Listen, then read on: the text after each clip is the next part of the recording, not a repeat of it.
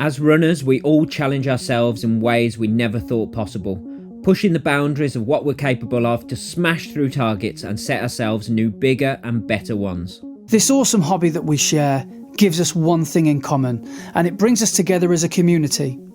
Whether you're working towards completing your first parkrun or you're a veteran of the sport who's run 100 ultra marathons, we all know the feeling of reaching that maxed out effort and our own red line. Welcome to our podcast, where your hosts Brett Elesmore and Andy Maguire discuss the struggles, the successes and everything in between on our running journeys, as we all work towards the next time we're running the red line.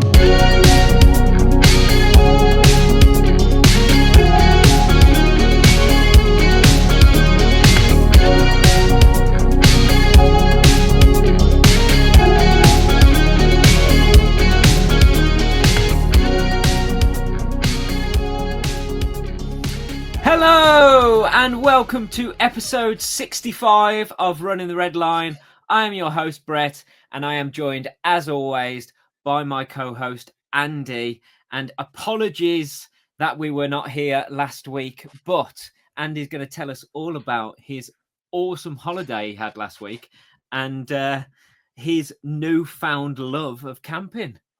Well, does it count as a holiday if it was 3 days? Yeah, I think it does. That's a short break, isn't it? We went away Friday, came back Monday, so technically 3 nights, I guess. But it was awesome. We hired a camper van, and Laura basically entered this competition that was one of those things that you thought was too good to be true. And she entered and she won £300 worth of credit to spend with a company called Bumble Campers, which are based in Peterborough.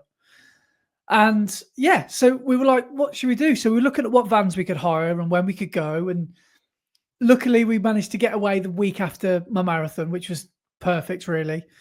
And yeah, absolutely loved it. So we picked up the van from Peterborough, dropped our car off at their compound for the weekend.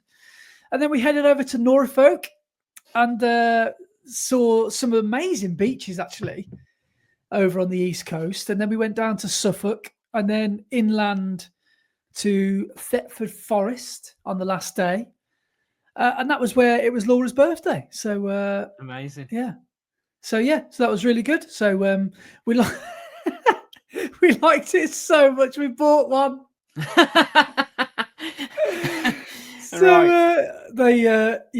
I'm sure it was all a setup. They probably get this every time.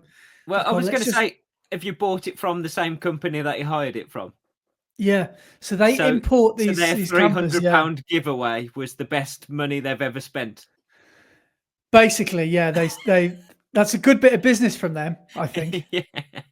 So yeah, but we've got to wait till it's imported over because it's a Toyota and it's coming over from Japan. Oh, nice. And we will get it. Well, they will get it in July, but we're having a quick conversion done by them. And that they think could take, depending on how much work they've got on and how much work needs doing to it, they think it'll only take a couple more weeks. So we think we'll probably be able to get it end of July, I think. Nice. But yeah, I'm delighted to finally be joining the van crew, the camper crew. Excellent. So yeah. There's a whole new world just opened up to you. Literally at one of the campsites, we stopped on like basically a holiday park, and I think I looked down my nose at it, before we'd actually turned up, and I thought, oh God, this is going to be awful. Turned up and it was brilliant. All the other caravanners and campervanners were so friendly, and they were so helpful at telling you where the fresh water, where the drinking water was, where the Elson points are, all this campervan stuff that I wouldn't know. And I tell you what really gobsmacked me was the kit and the amount of gear that people have got. Yeah. Like it's just like I walked past one caravan and I reckon they had about 50-inch plasma in the caravan. I feel like, why have you come on holiday? You could have stayed at home. But brilliant. But it was just such a, like, I don't know, it's just such a nice way, such a British way to holiday, isn't it? Yeah. To just go next to loads of other people from the same country as you and park next to them and sleep next to them and then drive off in the morning. It was it's just really, really good way to have a little holiday. But you're now going to spend so much more money on loads of little things that you need for when you're away. And then you need to buy 2 different versions, one for when it's good weather and one for when it's bad weather. And then you need all the extras. And then you'll always forget something anyway. So you'll get to the place where you're camping and you'll realize that you need something that you've left at home. Yeah. Yeah. And I'm probably going to have to become a mechanic as well. Like, every camper van owner needs to be able to know what's under the bonnet. So you might have to actually learn how to check your oil and check your water, to put the coolant in the right place, and and but I tell you what though, it's like it's a bit like when I first got into running. I think, well, it's cheaper than going down the gym. Running's free, isn't it? Yeah. I just feel like that about camper vans. Oh, I'll never have to spend any money on a hotel ever again. But it's going to be twice the price for all the stuff that I'm going to need to get down there. Yeah. And but it's just, that's the fun of it, isn't it? That's the adventure of it. Yeah. And that's what Laura and I, we've had savings now. We've been saving for so long, but we haven't really known what for, if that makes sense. And we've had a good week, not a good week, but Laura's mom has just found out she's finally cancer free. Yes. So it's been a really dark 6-9 months in our house because we all live together. But things have really turned a bright corner in the last month. And then she went to see the doctor the other day.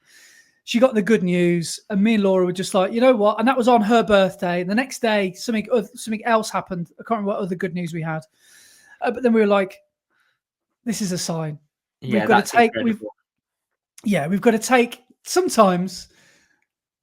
I know it's really good to save your money and save it for a rainy day.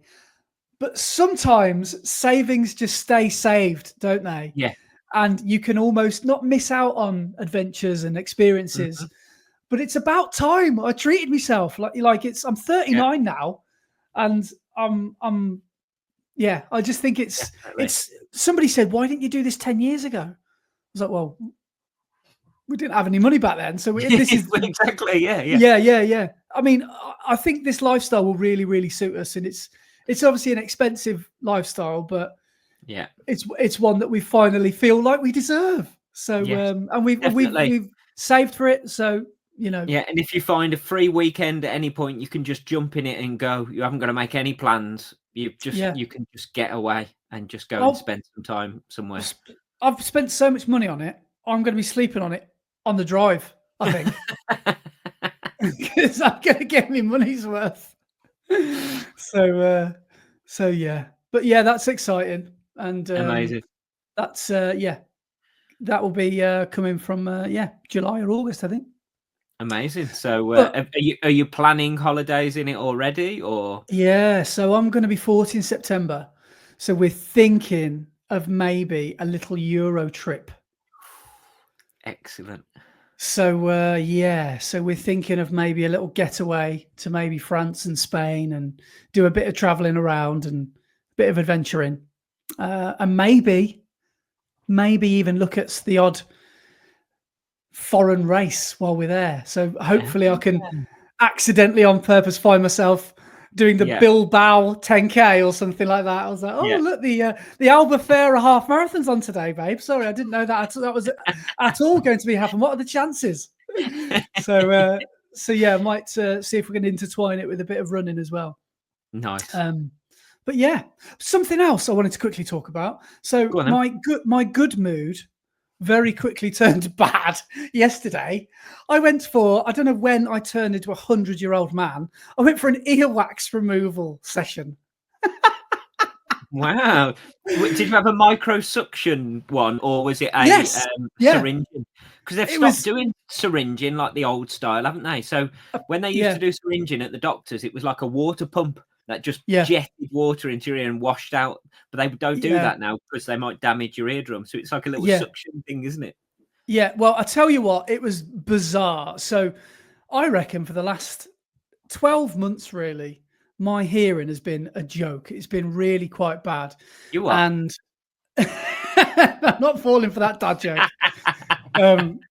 I've been doing, mate. You can't get me on that. I've been doing that for the last 12 months. Doing what? And hey, and I'm not falling for it. And basically, I had to go in, and bear in mind, it's 60 quid. She's booked me in for another appointment. She couldn't clean me left ear. That's how bad it is. Basically, my problem was I didn't prep it enough, because you're supposed to put olive oil drops in there. And I was doing it for 3 or 4 days prior. But I just found these eardrops that we'd had in the cupboard. I think the date was 3 years ago or something. But I've been using them, and then basically what they do is I don't know what that tool is, but when the doctor puts the thing in your ear and it looks like a gun basically, and you put it straight down your ear canal, straight down your lug hole. It's got like almost like a selfie stick attached to it, and she can put a phone on it, and the phone is a camera. So she'd do a little bit, and then she'd show me the photos and the videos after. Oh wow! So she showed me right here, and that was fine, because she did that with like quite quickly. But I tell you what, it's all a really quiet. You can't hear anything, and then all of a sudden, when some wax goes, it's like an electric shock. Because it's like a tiny Hoover, a millimeter away from your eardrum. Yeah. And then honestly, you hear this zzz, like sound. It's so jolting and jarring. It's such a weird sensation. So that was fine. Then she went over to the left ear, and I thought she was going to have to call for backup, because she was in there for about 20 minutes. And basically, why am I telling you about my ears? This is a running podcast. My ear wax, this is disgusting, I'm sorry, is basically quite firm towards the eardrum, and it became dangerous for her to try and pull it away from the eardrum. So I've got to bloody come back. So I think I might have to pay another 60 quid. But also, she did well out of me. She sold me some 10 quid eardrops, olive oil eardrops. So I've been taking them. And but like the video and the photo of it is hilarious, because on the clean one, it looked like a perfect tambourine.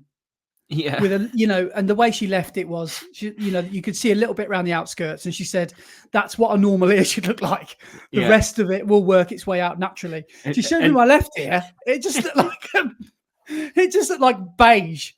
It was just like I was like, this is rank. I can't believe this is my ear. Yeah. So my ear health is not great. Yeah. Oh, sorry. All I could imagine when you said about your right ear and it looked like a perfect tambourine was a guy with a Paul Weller haircut and some flares next to it. Bez. And then we had maracas. Yeah. I wish actually. I'd love to see if I could get hold of those images. I'll put it on my Instagram.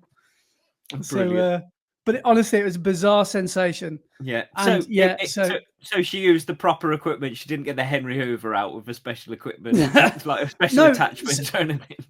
So what it is, it's like. But by the way, yesterday I thought I had an ear infection because I could feel the pain all the way down to my jaw, and she said that's natural. You'll feel that because I was trying to dislodge the wax, and it felt like she was inside my brain. It felt like she got in my head, but that's just the pressure of the suction. But like.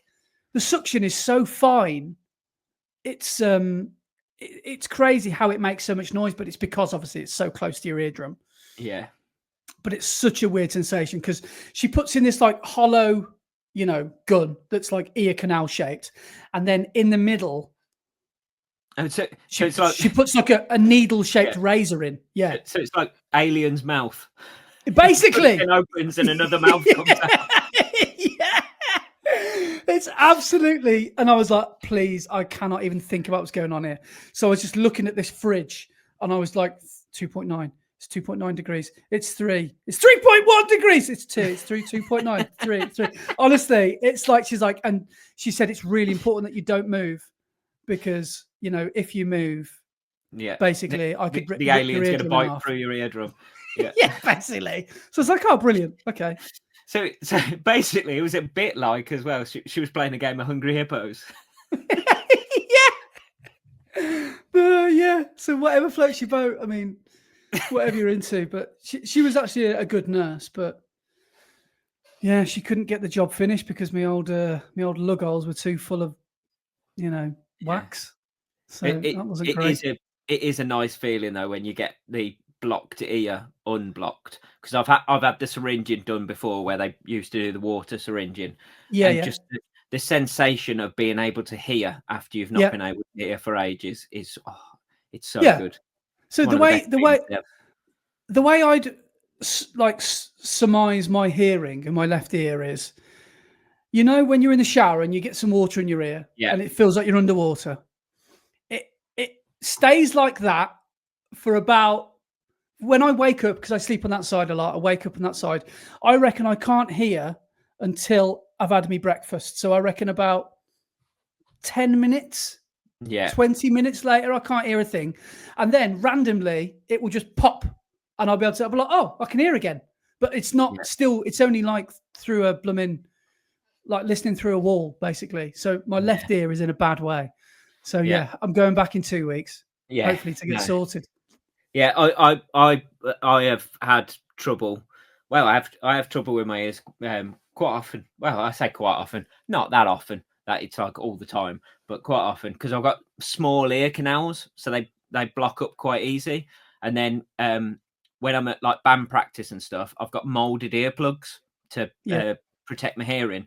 So when I push them in, because they're molded to the shape of your ear canal, any wax that is there, it just pushes down towards the eardrum, Yeah, and yeah, then you end up with blocked ears. Yeah, but yeah. It's the sort of thing that I shouldn't have let happen, but I have. And another confession I'm going to make now. It's the dentist. I haven't been to the dentist, I reckon, for I'd go on. I'm gonna out myself on the podcast.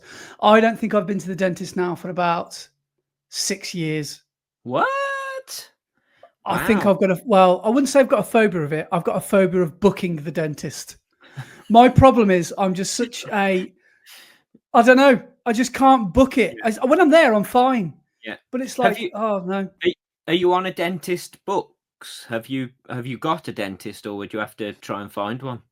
Well, I tell you what, we went there about 2 weeks before COVID. That was probably 5 years then. And that we rebooked our next appointment for 3 months later or something, or it was during the next, and so it got cancelled, and then we Yeah, just never rebooked it. So no, but we've moved away from where we used to live, so we'll probably have to get a yeah, new place. But yeah, again, I don't have to go private and just pay the monthly subscription, yeah. or See go that? NHS. I don't know. Yeah, see that's the thing. If you do go NHS, a lot of dentists haven't really got space, so you've got to try and find one that's got space to put you on their books, Yeah. which is So difficult.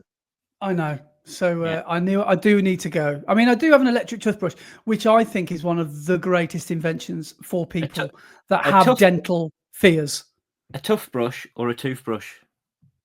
Oh, I'm Bromsgrove, so it's a toothbrush. What are Yeah. you the same because you're from Redditch? I don't know what I say. Um, Tough. toothbrush. Tooth. I don't know. I think I mix between the two. Probably. I always thought us North Worcestershireans would say tough I rather think than I pro- tooth. No. I think I'd probably say both. I don't know when.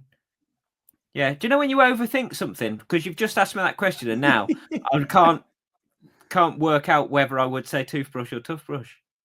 Paracetamol or paracetamol? No, it's paracetamol. I say paracetamol as well. Yeah. Yeah. I've always said paracetamol. Because That's if you why say there's no. paracetamol, the joke doesn't work. I was going to say that's why there's no headache pills in the jungle. Because the paracetamol. Yeah.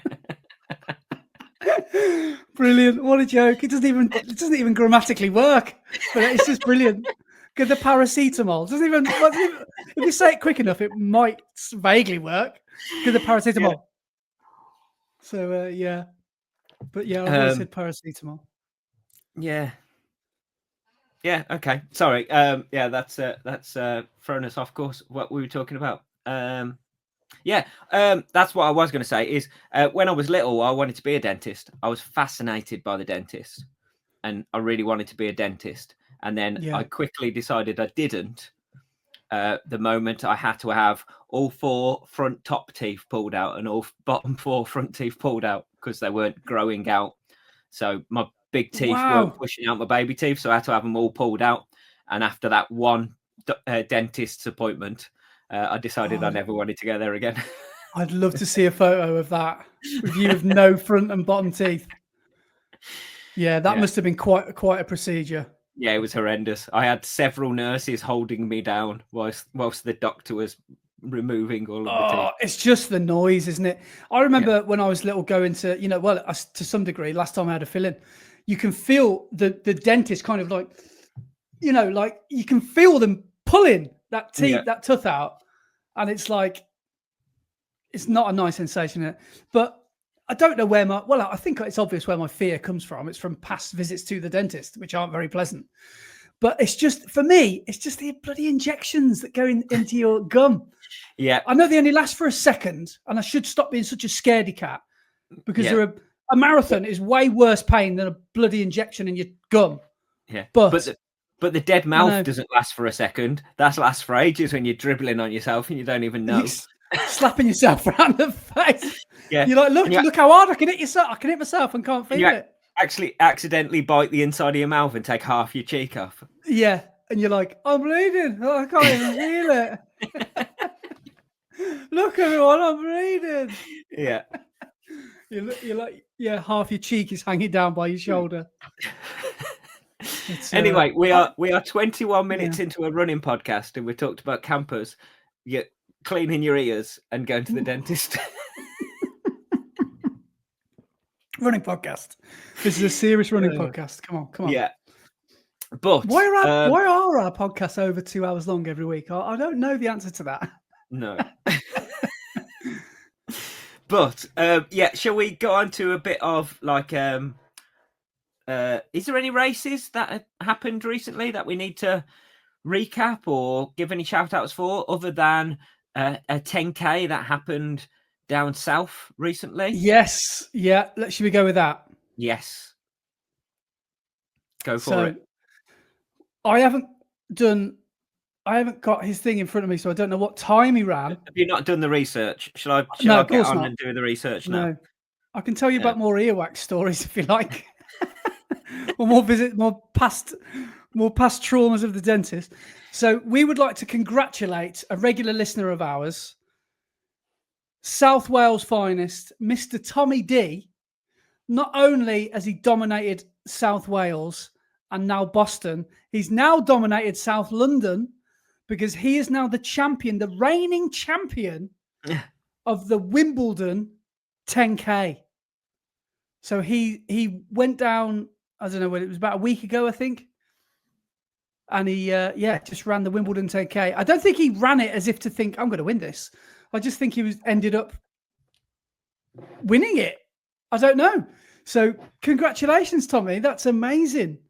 Yeah. To win a race. So I think that was put on by Run Through, I think.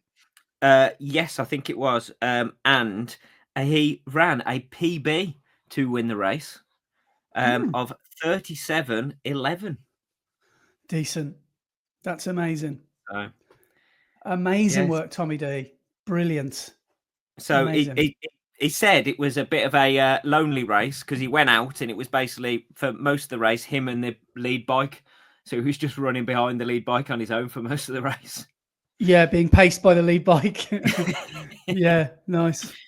Oh, fair play. That must have been an amazing feeling to win a race. Yeah. Congratulations. He got, as well as his medal, got a nice little trophy, which is yes. Awesome. His trophy was amazing. I was just trying to think of, as you were talking then, the theme tune to Wimbledon, but I can't remember what it was. What it is.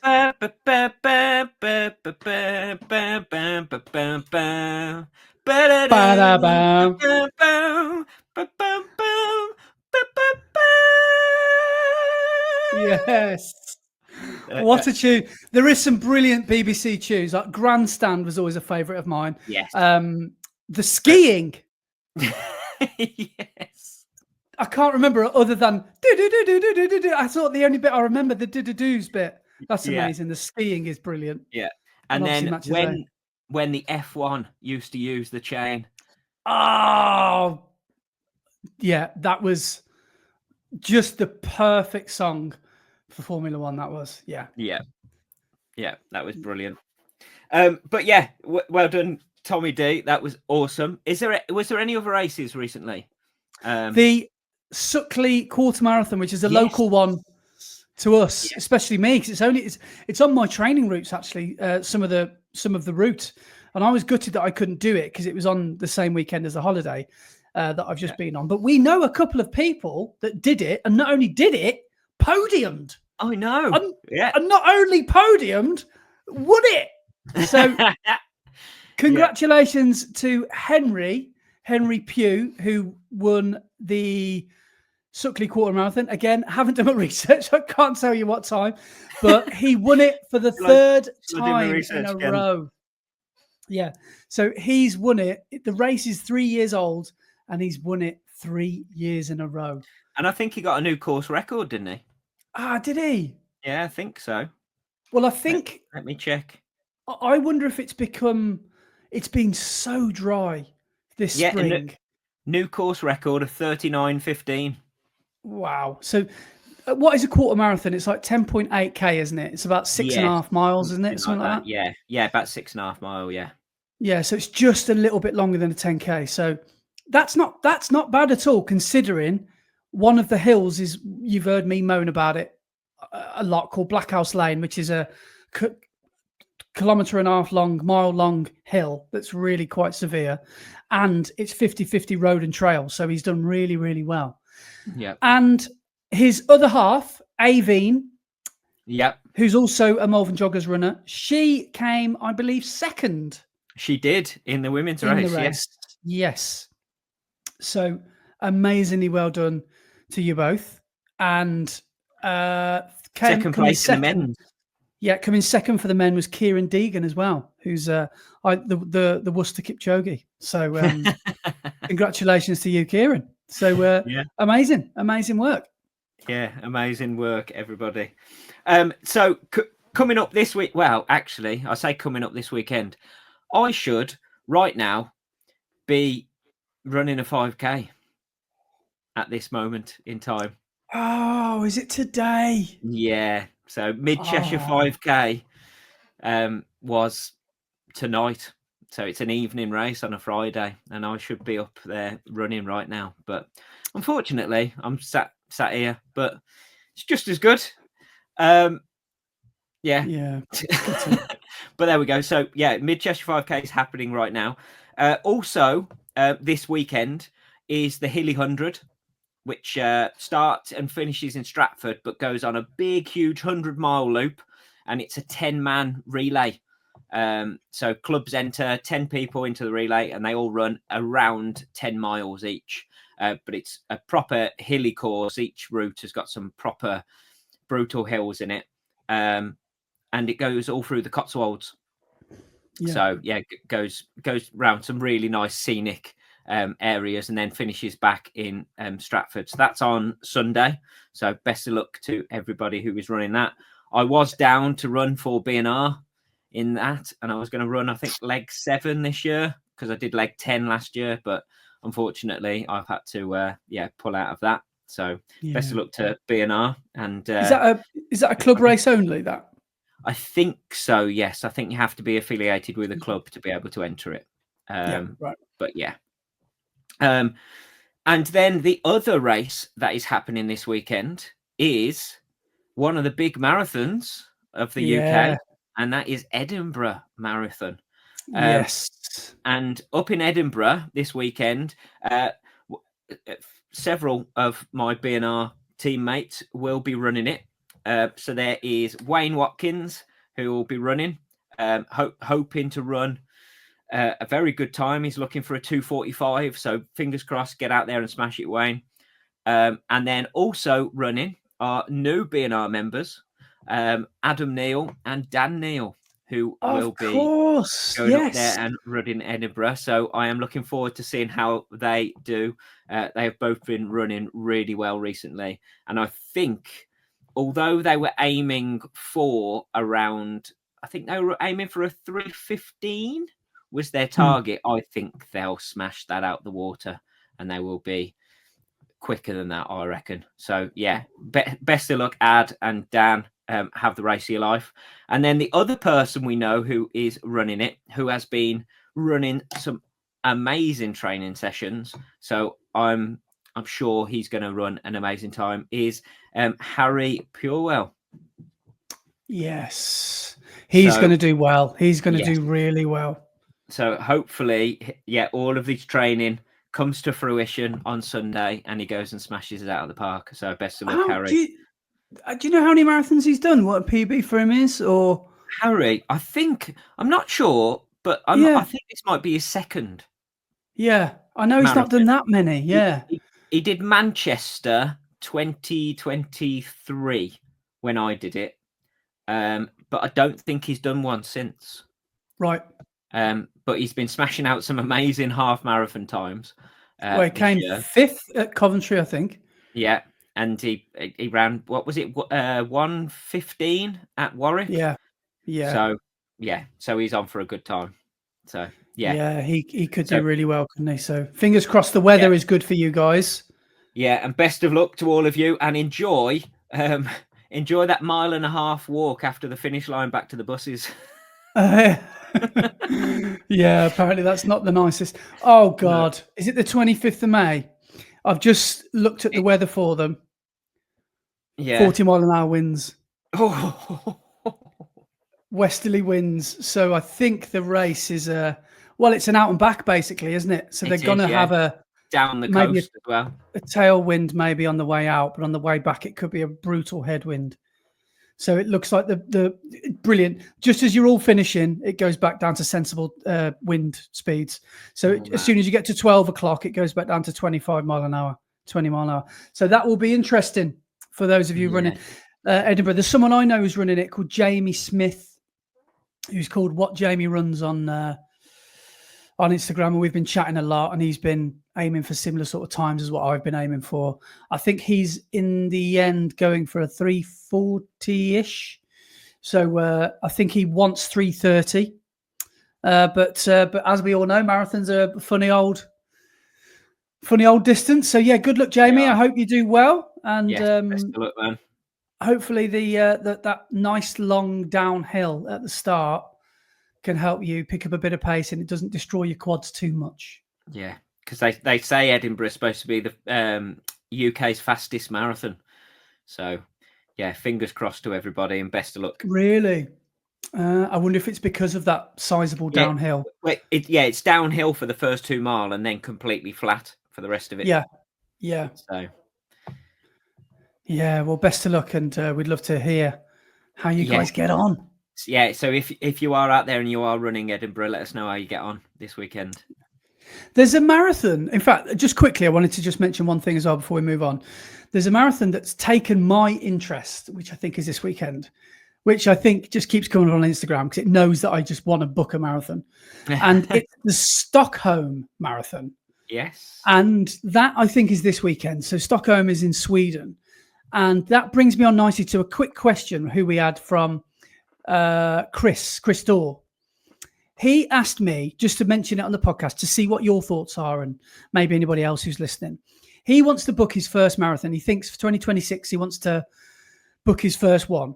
Yeah. Would I, because he asked me, he said, would I book a UK marathon, a lesser known UK one, or just go straight into one of the big boys and see if you can get, I don't know, a Copenhagen or a place at maybe, I don't know, Valencia or one of the big Amsterdam or, one of those big city foreign ones.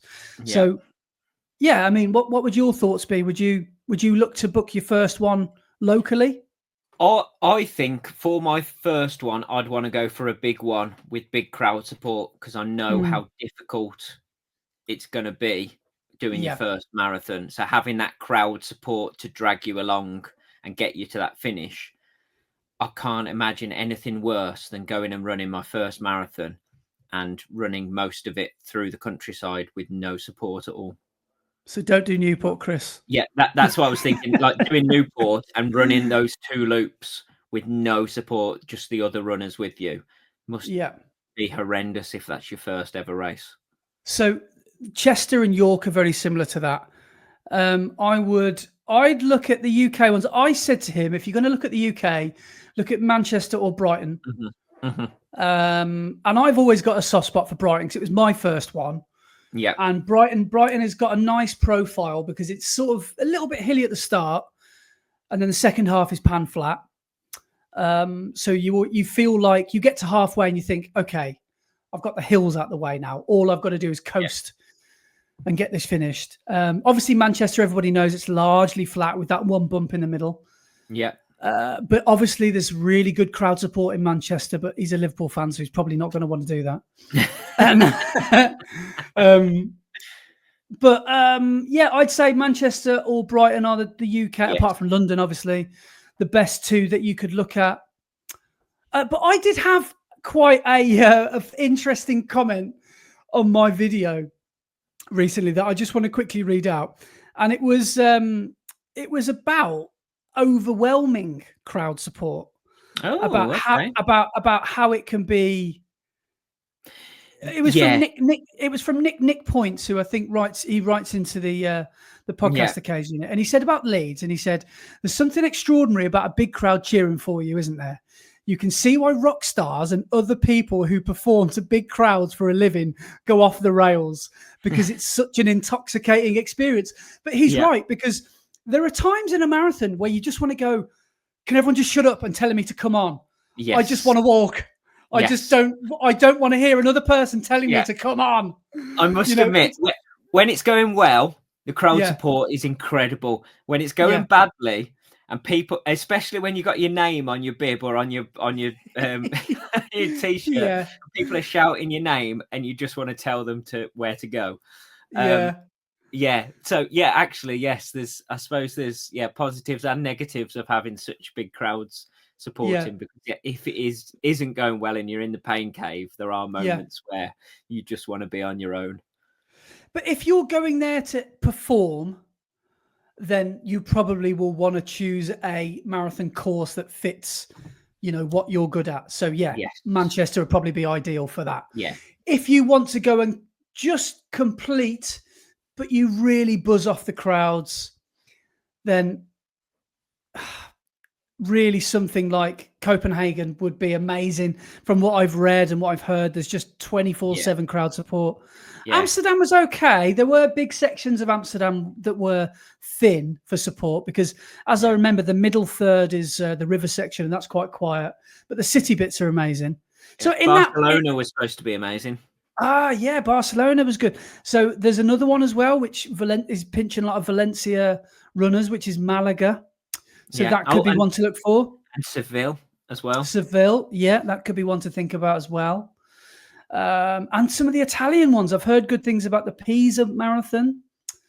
I mean, I would actually, maybe for 2026 now, well, definitely for 2026, I would actually quite like to go and do a quite bizarre one. Not bizarre, but a little one like the Bratislava Marathon, or one that not many people would run and make a bit of an adventure out of it. Because I don't know, for that reason, I really enjoyed Leeds because I didn't know a hell of a lot about the course. And for that reason, I think I'd quite like to try a bit of a left field one. Yeah, like I spoke to someone, I wish I could remember the name. I spoke to someone after I did the Wolverhampton 10K, and he's like, oh yeah, me and some of the lads from Running Club, we're off to Bucharest next week in Romania to run the marathon. So they're doing the Bucharest Marathon because they couldn't get into Manchester or whatever. So they were like, a few of us all together, let's all go and book flights and hotels. And they're just going to do a random marathon that's either side of Europe. So there's always that. There's America. You can look at America if you want to go really big. Yeah, I'm sure there's some great races. Yeah. As I've said before, I want to go and do the Walt Disney marathons. That'd be incredible. Yeah. Well, Kieran Deegan does that every year. That's every January. Yeah. That's the Goofy challenge, isn't it? Yeah. And that seems so cool. Yeah. So would you do it in fancy dress, do you think? Might do one of the races in fancy dress. Don't know about a marathon in Florida heat in fancy dress. I'm not sure about that. Dressed like Darth Vader, yeah. I can imagine that wouldn't be very pleasant. But yeah, so Chris, I'm sorry if that's muddied the water even more for you, but But yeah, I would say, yeah, it depends on what you want out of it. If you thrive on the crowd support, go for one of the big guys. If you are just about completing the distance and you don't care who's there to witness it, go for one of the quieter ones. yeah, because like we say, sometimes too much crowd support can be, like Nick says, quite intoxicating, and it does actually become a little bit of a hindrance sometimes. It just gives you a headache sometimes. Yeah. But yeah, that's probably me being a negative Nigel. But anyway, let's move on. Yeah. So we've gone through races that have been and coming up and things. After having that question, shall we move on to comments and emails, or do you want to get on to your recap from a race that happened recently? Yeah, I can chat a bit about Leeds if you like. Yeah. But there's one more shout out we forgot to do. Kieran Turner. Oh, yes. So Kieran is again one of our loyal listeners from day dot, and he is in for Endure 24, as are a lot of our listeners, including Freddie, I think, who's doing the Leeds one, and Kieran's doing Endure 24, but in Reading. I wonder if it's anything to do with the festivals. We've got Reading and Leeds going on. And so I think that's it might be next week. But anyway, for his biggest training run, I think it's his biggest one, Kieran did an 80K, so 50 miles in 9 hours and 16 minutes, which is way faster than race pace that he wants to run.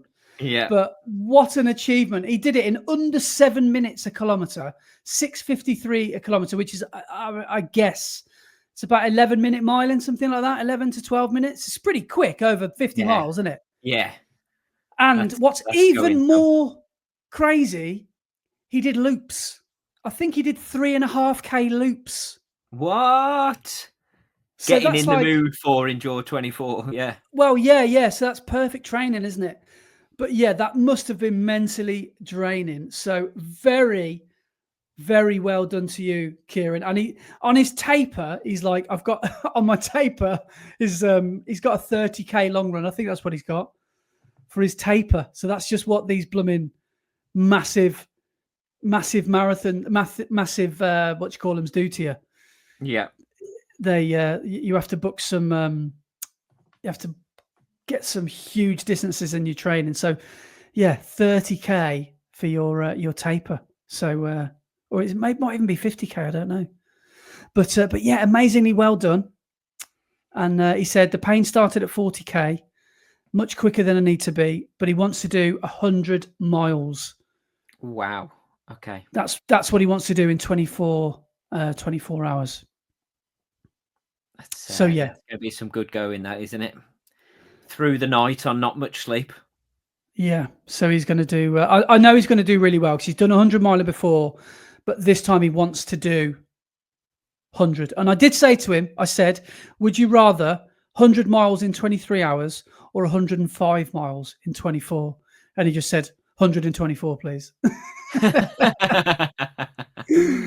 So yeah, he's going to stick to his original target and just go for 100 miles. But amazing work. So good luck, mate. And yeah, hope it goes well for you. Yeah. On Kieran, he sent both of us a message, didn't he? Saying did. That this might be a bit of shoes news. Yep.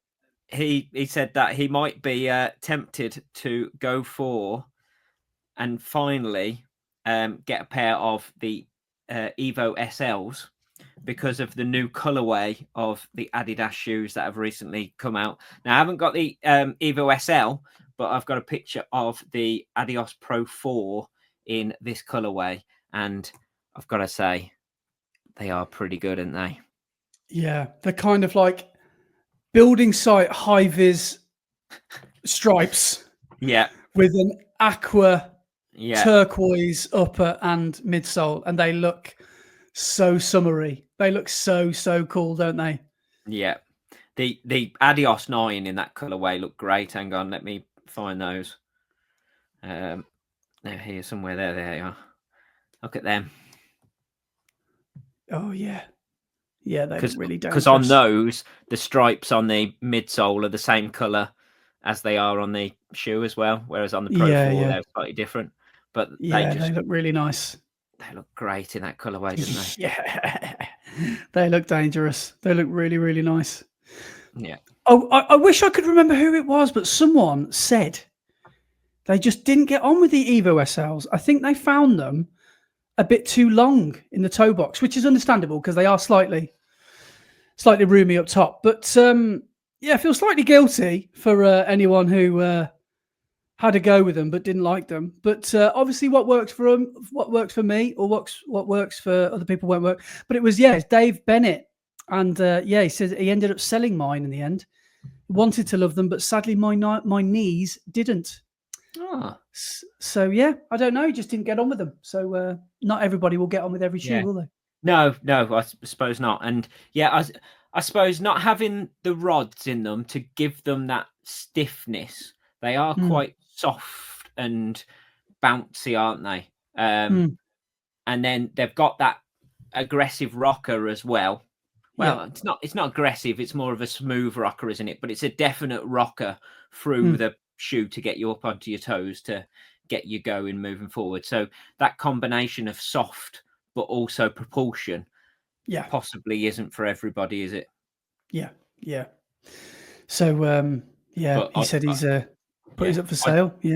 Well, I still think they're amazing though. I love them. Yeah. Well, shall we talk about Leeds? Yes, Leeds. Did you hear me on my video turn into a football hooligan in the last half a mile?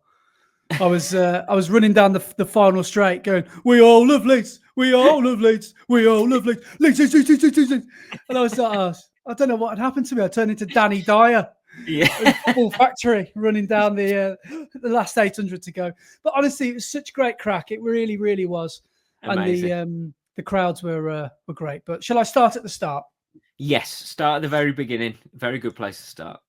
Right. Okay. So I stayed over, I think I told you the week before, at my mate Mark's house. And then we went and picked up Beardy Rich. And then we all went up to Leeds from Nottingham. So I'd sort of stopped over halfway, which was really helpful. So thank you, Mark, for putting me up and caffeinating me in the morning. So we had a cheeky espresso in the morning to try and get things moving.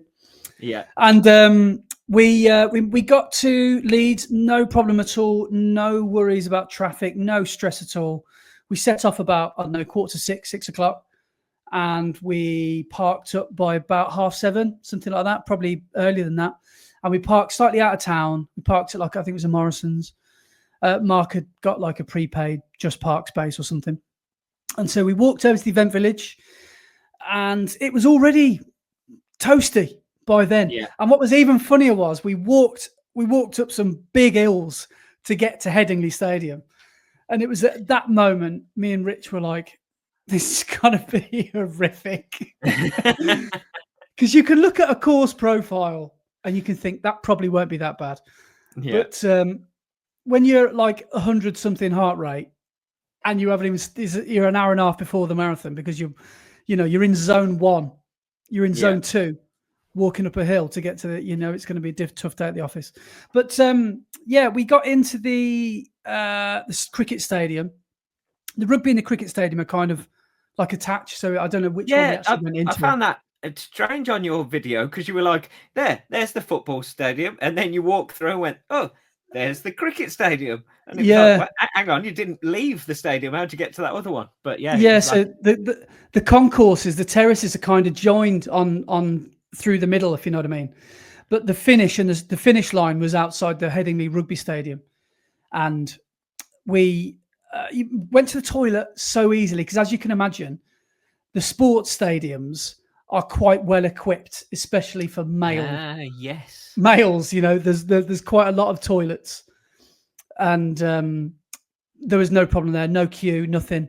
So went to those kind of concourse style, stadium toilets where there was loads of cubicles, loads of toilets. So that was fine. And then we went and stood and waited in our sort of holding area. And this is where I thought, oh, okay. Because I was expecting to be sort of the gate would be let open and we would just be allowed to just sort of do a bit of a warm up. But we got sort of put into the start area with about 20 minutes to go. So it's about 20 to 9 by now. And we were in like sardines. And I was thinking, I really wanted to just go and do a quick K or a quick, half a mile, or at least do a couple of A skips, or something, like to do a few hamstring, what you call them? Yeah. Shooing out the chickens. And but no, it was literally, so we were all like, well, I don't know if everyone else hadn't managed to do a warm up, but there was nowhere to do a warm up really, because the event village was so condensed with people. So that was not the best. Yeah. I mean, some people, we've had this chat before, some people wouldn't want to waste their energy, but I really did. I really wanted to get up to speed. I wanted to get ready for the race. So that was slightly frustrating. However, I would have been more annoyed if it was cooler or raining. Mm-hmm. But because it was quite mild and sunny, I was thinking, well, at least I literally feel warm. So I think I'll be able to go into this marathon feeling okay. But obviously not ideal. So original plan was, I now feel how stupid this is saying this. Original plan was negative split and a PB. And I now realise Leeds Marathon is a bit like the Barkley Marathons. It's where dreams go to die. Yeah. But I had good intentions. And Rich and I set up... I'm sorry, just to put in, you were on for that for a very long time. And I was Were you tracking me? Man, yeah. And I was like, man, he's going to do it. I was putting up things on our Instagram. And I was like, man, he's on pace here. And people were responding and saying, completely on pace. And then all of a sudden, you disappeared off the tracker for a bit. I went off grid. So Rich and I, can I just say, I don't want to sound condescending to Rich, but I'm so proud of Rich for not shooting off like a bullet, because Rich finds it really hard, I think, to run slower than 5K pace. Yeah. He runs his 10Ks at 5K pace. So I think having me there, I think sort of slowed him down. And he said towards the end, he was grateful that we didn't go off any faster than we did. So we stuck to plan, which was not to go off too quick. And we were sort of shoulder to shoulder until about 30K, actually. So for a lot of it, we ran together. And the first 5 and 10K were fine, up and down, some undulations. There was a bit of a drag looking at my graph at 7K, so 4 miles, that went up for about another mile. And that was a bit of a steep incline. And we basically got to 10K and we were at 47.21. So we'd done a 23.43 and a 23.38 5K. So we wanted 23.30-ish. So we were feeling really, really loosey-goosey. We were feeling quite good. The next 5K undulates again. But then we both knew that we've just got to get to just beyond 10 miles. So for us, that's 16K. And then we've got a massive drop, a massive downhill. Now, you look at the graph and you think, oh, that's going to be easy. That's going to be fine. The hill going downhill was really quite steep. And this is a decision I made that I'm really pleased with. I went really fast down the hill. I don't regret putting the brakes on at all. Yeah. So for the next 2 miles, so from 10 to 12, one of my Ks here was 4:13, bear in mind, I wanted 4:45s. So 32 seconds faster than target pace. This is nearly my 10K pace. Bear in mind, I'm at marathon effort here. So I'm not, me and Rich are just jogging. We felt like we were jogging. We were just chatting, you know, and it was lovely. You know, we were just coasting down this hill and we just thought, it's gravity. Let's just... Yeah, well, the first half of a marathon's supposed to feel easy, isn't it? So yeah. You were doing the right thing. And Rich and I, again, we kind of had this scientific chat and we were like, well, if we do put the brakes on and we do kind of go too easy and we do give the hill that's coming at 18 miles maybe too much respect, we will have been on our feet maybe 20 minutes or 15 minutes longer. So by now, we will have been on literally our feet longer, cooking in the sun, running a marathon for a longer amount of time. The hill is still going to slow us down no matter what speed we run. The effort is still going to be really high. So why don't we just get to the hill having not banked, because, you know, I don't want to get shouted at by public, but yeah, having banked as much time as we possibly can. Yeah. So we've almost reduced the amount of time that we've been on feet. So that's what we thought. Let's just lock into this next 10K. And that is, if you've seen my video where we actually overtook Kevin Sinfield on that downhill. Yes, yeah. Who flew past us at the first 5K. So we overtook him here, and then we kind of all settled into a rhythm. And between 10, 15 and 20K or 25K, for about 10K, me and Rich were running in this really nice rhythm in this pack with Kevin Sinfield and his mates. And the pace was 15 seconds a K faster than what we wanted. We wanted 4:45s. We're running 4:28s, 4:30s. And it felt so good. And this is, if you've seen my tracker, I get to just before the hill. I've looked at my Strava. Before the hill, I was on for a 3:13 finish. And this is going to sound ridiculous. If that had stayed flat like Valencia, I think I could have done at least 3:15 that day. I don't think I would have slowed down that much because I felt like I was flying. I know obviously I could have risked cramp running at that pace for another, you know, what would it have been, 12, 15K? But I felt like I was flying, man. I felt so good. And pack running really helps. It really helps you fly, and you feel like you're not even, it feels like you're not even working. So just earwigging on, well, not that I could hear, because I couldn't hear anything, could I? But like just listening to other people's conversations, or, you know, just having other people around you and hearing footsteps of other runners, and, you know, running in a tight pack. It really did help. And it was at that moment when the hill started, we ran through that village of Otley. That was when I had one of my most incredible kind of moments, which is like Kevin, because I've done a bit of research on Kevin Sinfield, and he's a really good dude, man. He's a really nice guy. I tried to have a chat with him and the other boys that were with him, and they didn't close me down, but they kind of gave me one-word answers. Yeah. And I could see they were not in the mood for chatting. They didn't really want to be filmed. They didn't really want to be on camera.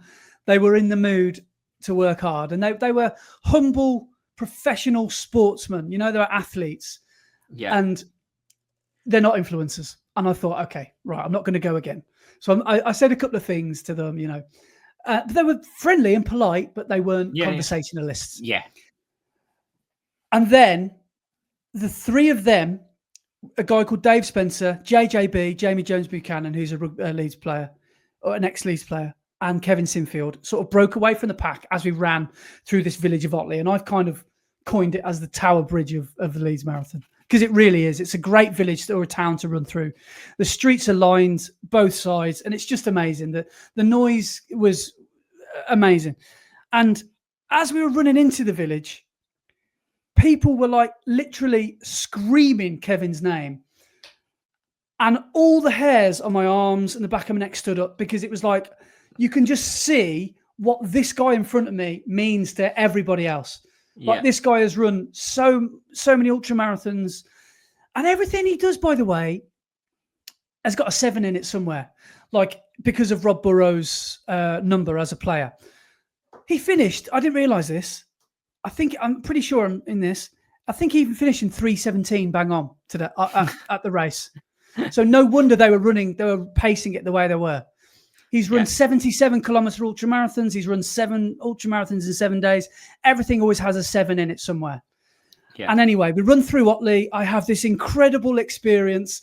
I feel like I'm part of the pack, which is amazing. I'm getting all this stuff on camera, and I'm actually feeling like a bit of a gooseberry, to be honest. And but at the same time, I'm absolutely loving running as almost like a diamond shape through. It was such a cool moment because just as far as I knew, it was just the 4 of us. Rich was just because he had a blister because he wore his Vaporfly 4s, so he had a couple of stops to like sort of change, just pull his socks up a little bit, like literally and figuratively. And so he dropped off through Otley, but then he caught me up on the hill. But the hill, so this is what everybody wants to know. Okay. So we got through Otley. Sorry, just to go back to the bit where you were going through the Otley. Yeah. I know the reason why you felt like a gooseberry. Go on. Because Kevin Sinfield and the other two, well, Kevin Sinfield and one of them were wearing Adios Pro 4s. The other guy was wearing Adios Ultra Boost, which fair play to him running that. I didn't even recognise that. Yeah. And then you'd got your Vaporflies on, hadn't you? So you chose the wrong shoes. If you'd had your Pro 3s on, you'd have been part of the pack. Well, yeah, I very, very nearly wore my Evo SLs because I had such a good long run in them the week before. But I went for my Alphas instead. And so I did look a bit of a gooseberry with them. But yeah, that one guy was wearing a pair of Ultra Boost. And yeah, that's what I used to wear for marathons back in 2016. I wouldn't wear them for a marathon now. Because they're quite firm and heavy, aren't they? Yeah, they're quite a heavy pair of shoes, yeah. The cushioning on them is lovely. But they're like just a easy day shoe. They're like not really a racing shoe. So yeah, fair play to him. So we got through that village, and it was that was pretty amazing. The cheers for him were absolutely amazing. He's raised, by the way, I wouldn't say single-handedly because he doesn't do it single-handedly. He does it with a big group of people, a big support crew. But he's raised over 15 million £15 Wow. for motor neurone disease. And I saw an interview with him, man. And every time I see videos of him, I fall in love even more with him because I don't know if you saw the clip of him picking up Rob Burrow over the finish line from last year's Leeds Marathon. Yeah. And he was interviewed on something like, Newsnight or something. And I don't know if you know the Scottish news reporter or political correspondent guy. He's called Andrew Marr, I think. And he said he was interviewing Kevin Sinfield, and he said certain sections of the disability from various disability communities felt uneasy about what you did, about you picking him up and carrying him over the line. How do you respond to that? And he gave a really measured answer, and it was responded around, basically, if you'd have known mine and Rob's relationship this whole time, it's all been about friendship, brotherhood almost. Yeah. And, helping each other out. And he said the MND community have been uneasy about this for a long time. And he didn't feel any kind of, he didn't apologize for it, which I loved. Yeah. It wasn't about the disease. It was about his friendship and being exactly. Mate. So he pushed him in a wheelchair and then carried him over the line, which was amazing. And at the end, he said, "You have dedicated your life to raising money for MND. You realise that you may never find a cure, and you might be doing this for the rest of your life." And he said, "Yeah, but I'm all in." And I thought, wow. So he's never going to stop fundraising and banging the drum for MND. And I think that's amazing. And I know I'm jumping ahead a little bit, but I've pinned it on my YouTube video. I had a comment from somebody. I'm just going to read it out because I don't want to get it wrong. And he said, let me just find it really quick. Sorry, guys. He said.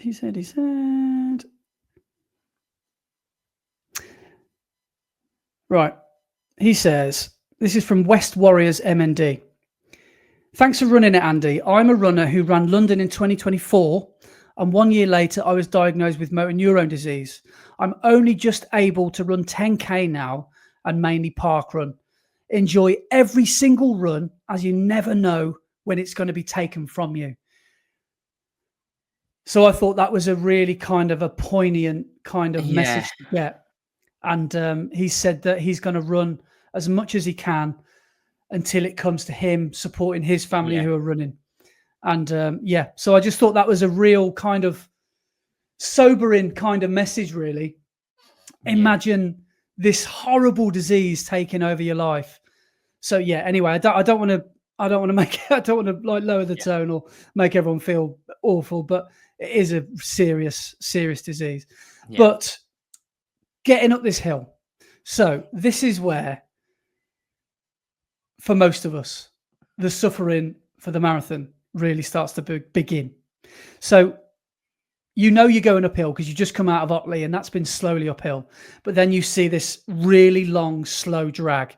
And I wouldn't say it was that bad. I reckon anyone, you, me, anyone listening to this could go and run it tomorrow. And you'd find it hard, but you could do it. You could complete it. But running race pace and being faced with it at 18 miles until 20 or 17 and a half was the problem. And that's where Kevin cracked on. And I could just see him sailing at the same pace up the hill. So I lost him. I slowed right down to 5:39 a K. So I'm running 5:37. So I'm running 4-hour marathon pace up this hill. And so I'm running 9:09s for 20 minutes, 15 minutes. Yeah. We finally get to the top of the hill. And I said to Rich, what do you think? Was it as bad as you thought? And he said, like, yes and no. And he said exactly that, really. He said, it's not the steepness, it's the length of it and the timing of it within the marathon. And that's what makes it such a beast. We get to the top of the hill. We see the 20-mile board. We're now running downhill for the last 6 to the finish. We've got 10K. We're back on pace because we put our foot down in the early stages. So we're technically, even though we've run the last 2.5 mile at 9 minutes a mile, we're on pace for a PB. Yeah. I'm looking at my watch and it's saying 4:44, 4:45. I ran Valencia in 4:46 or 4:45. And I'm thinking, with gravity now, this could be on. This could be on. We hit the 20-mile board. We see 21. And someone had warned me about this, but I didn't realize it was going to be an issue. At 21 miles, the half marathon gets fed in. And I thought, it's just something to have to deal with. I thought, we'll all have our lane. They'll be on the left-hand lane. We'll have the right-hand lane, something like that. Yeah. What I didn't realize was they come round a roundabout. There's a contraflow thing because they're using the roundabout as a U-turn. So coming the other way are the half marathoners, and bear in mind, everyone at this pace is around about 2:15 to 2:45 half marathon pace. And they're starting to bonk by now because they're 9 miles through their race.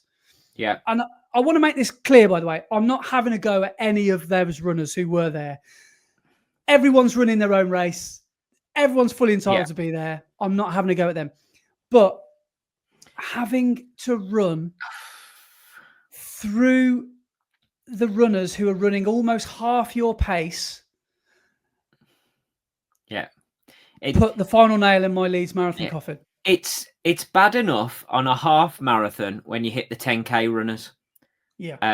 And that's in a half marathon. But to have it at 21 mile of a marathon when you are, in that point of the race where any little hiccup could derail your race. On your video, it looked horrendous. It was bad. And this is where I commend Rich, because Rich was able to just sail through them. And he had the opposite mentality to me. And this probably speaks volumes about our mentalities. he enjoyed. He said it was good for the ego running past all these people and overtaking thousands of people. Normally, I'd be doing exactly the same, but I just got so tired. I just had to slow down. I just had to not only slow down, I had to stop. And it was at that moment, because if you stop in a marathon, it's then touch and go, isn't it? It's you've got to get going again. It's a really difficult thing. And by now it was baking hot. It was 20 odd degrees. And even though I was running downhill, I just couldn't muster up the strength to even run downhill. My head had gone. I just thought, you know what? I can't be asked. I can't bother. I'm just going to enjoy this last 4 miles now. And the water stations were a joke, because though that last 4 miles, you try and stop out for water. You're almost queuing. There's an ethos that some people say, which I don't agree with, by the way. Walk the water stations. I don't see the point in that, unless you're fighting for your life, in which case you should really be walking a lot of it anyway. I don't know. If I walk during a marathon, I'm going to be walking again. I'm going to keep walking. I will always run until I can't. That's kind of my ethos, really. But one bit of something I had from someone that had done Manchester told me, and which was really good. In fact, I got 2 really good pieces of advice. One was, every water station, drink or use every drop out of that bottle, whether that's on your head, back of your neck, down the gullet, whatever. Just don't waste it, because you're going to need it.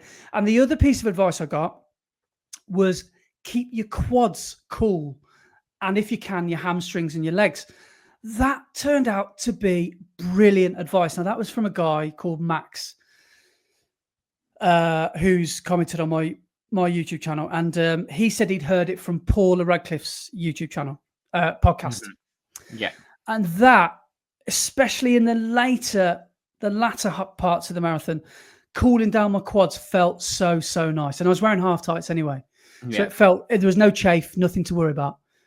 And by the way, I was really pleased with the kit I wore. So I wore the Adidas Pro singlet, and I wore my Adidas half tights. Were great. My Alphas were great. I really enjoyed wearing them, and I had my Varga cap on and my Go Faster sunglasses. So I felt the part. I felt really good. But I just got to 22 miles and I just didn't have it. I just didn't have the minerals to carry on. And then my mindset switched. Sorry, one question about the water stations is, on your video, there's loads of like square things on the floor. Were they sponges? I couldn't work out what they were as you were running through, because there was bottles everywhere, but there was loads of these square things. I'm guessing they were sponges. Yeah, but I only saw them from 21 mile onwards. I didn't see them at any other aid stations or so they were you could only get them, but it just looked like a bomb site, and you just think, like, it was just so slippy, and you've got people obviously all gravitating over to the right, and it was just carnage. And I think there were 2 more water stations on the way in. Because that's one thing I didn't do in London, is when I went to the water stations, I just had a drink and threw the bottle away. I didn't pour any water on me at all during the whole race. Really? Yeah, all I could think was, get some water, drink some, get rid of the bottle, because I didn't want to carry it. So I didn't even think about tipping it on my head or on my legs or anything. I was just like, I need a drink, get rid of it. Well, it was Adam, wasn't it? Adam Hill. We were chatting to Ara Valley. He was. I mean, Adam's what, a 220 something marathoner, and he said towards the end, when he was running London, he said he'd pick up a bottle and he'd keep it until the next water station. Because some people just need different water intakes, don't they? Yeah. Well, what's his name? Cole Gibbons said it as well. He said he would go to every water station and he would hold on to that bottle of water until the next water station, where he'd throw that one away and grab a new one. So he ran the whole marathon carrying a bottle at some point. I had the opposite mindset of, don't carry too much weight. I'm already carrying a camera, which is heavy. So just get the bottle of water, drink some, get rid of it. One thing that I forgot to take into account, by the way, I think I even said this on my video, is I got to mile 24 and I was at 3:13 and a half or 3:12 and a half or something like that. I can't remember what it was. Yeah, it must have been 3:13 and a half. And I was like, if I do 2 8-minute miles, I'll get in sub 3:30. I forgot to take into account the 0.2. The 0.2 of a mile. Yeah. I forgot to take in the final 400 meters or whatever it is. So I came in 3:30.08. Yeah. And I was so annoyed because I really wanted sub 3:30. And the pacer's like, come on, you've done it. You've done it. I was like, I haven't. Shut up. I haven't. He's like, you're in. You're still in. I was like, I'm not. Shut up. Stop. Because I could see him. He's over the line. And I've obviously set off, I don't know, half a minute before him. He's like, you're still in. You've got to do it. I was like, mate, look, I'm not. But thank you. But I'll stop you there. I'm not in the mood. I've just run a marathon. I'm 8 seconds over my not even B target. Don't talk to me. Yeah. So that's how I felt. But no, I did finish that. I did finish that race feeling quite good, actually. Yeah, go back because I interrupted you. Sorry, but you said you got to mile 22, 23, and your mindset changed. Yeah, so it was then I realised the PB had gone, and I'd walked for too long. I'd probably walked for anything longer than 30 seconds. You start to hemorrhage seconds, then hemorrhage time, and I just thought this is going to happen again. And again, and I knew at that point I was going to need to keep walking. 3 miles is a long way at the end of a marathon. So I thought, yeah, I'm going to have to walk this in. So that's when my mindset changed. And I just thought, try not to be negative. Try and remember why it is you love running. Try and have a bit of fun with the crowd.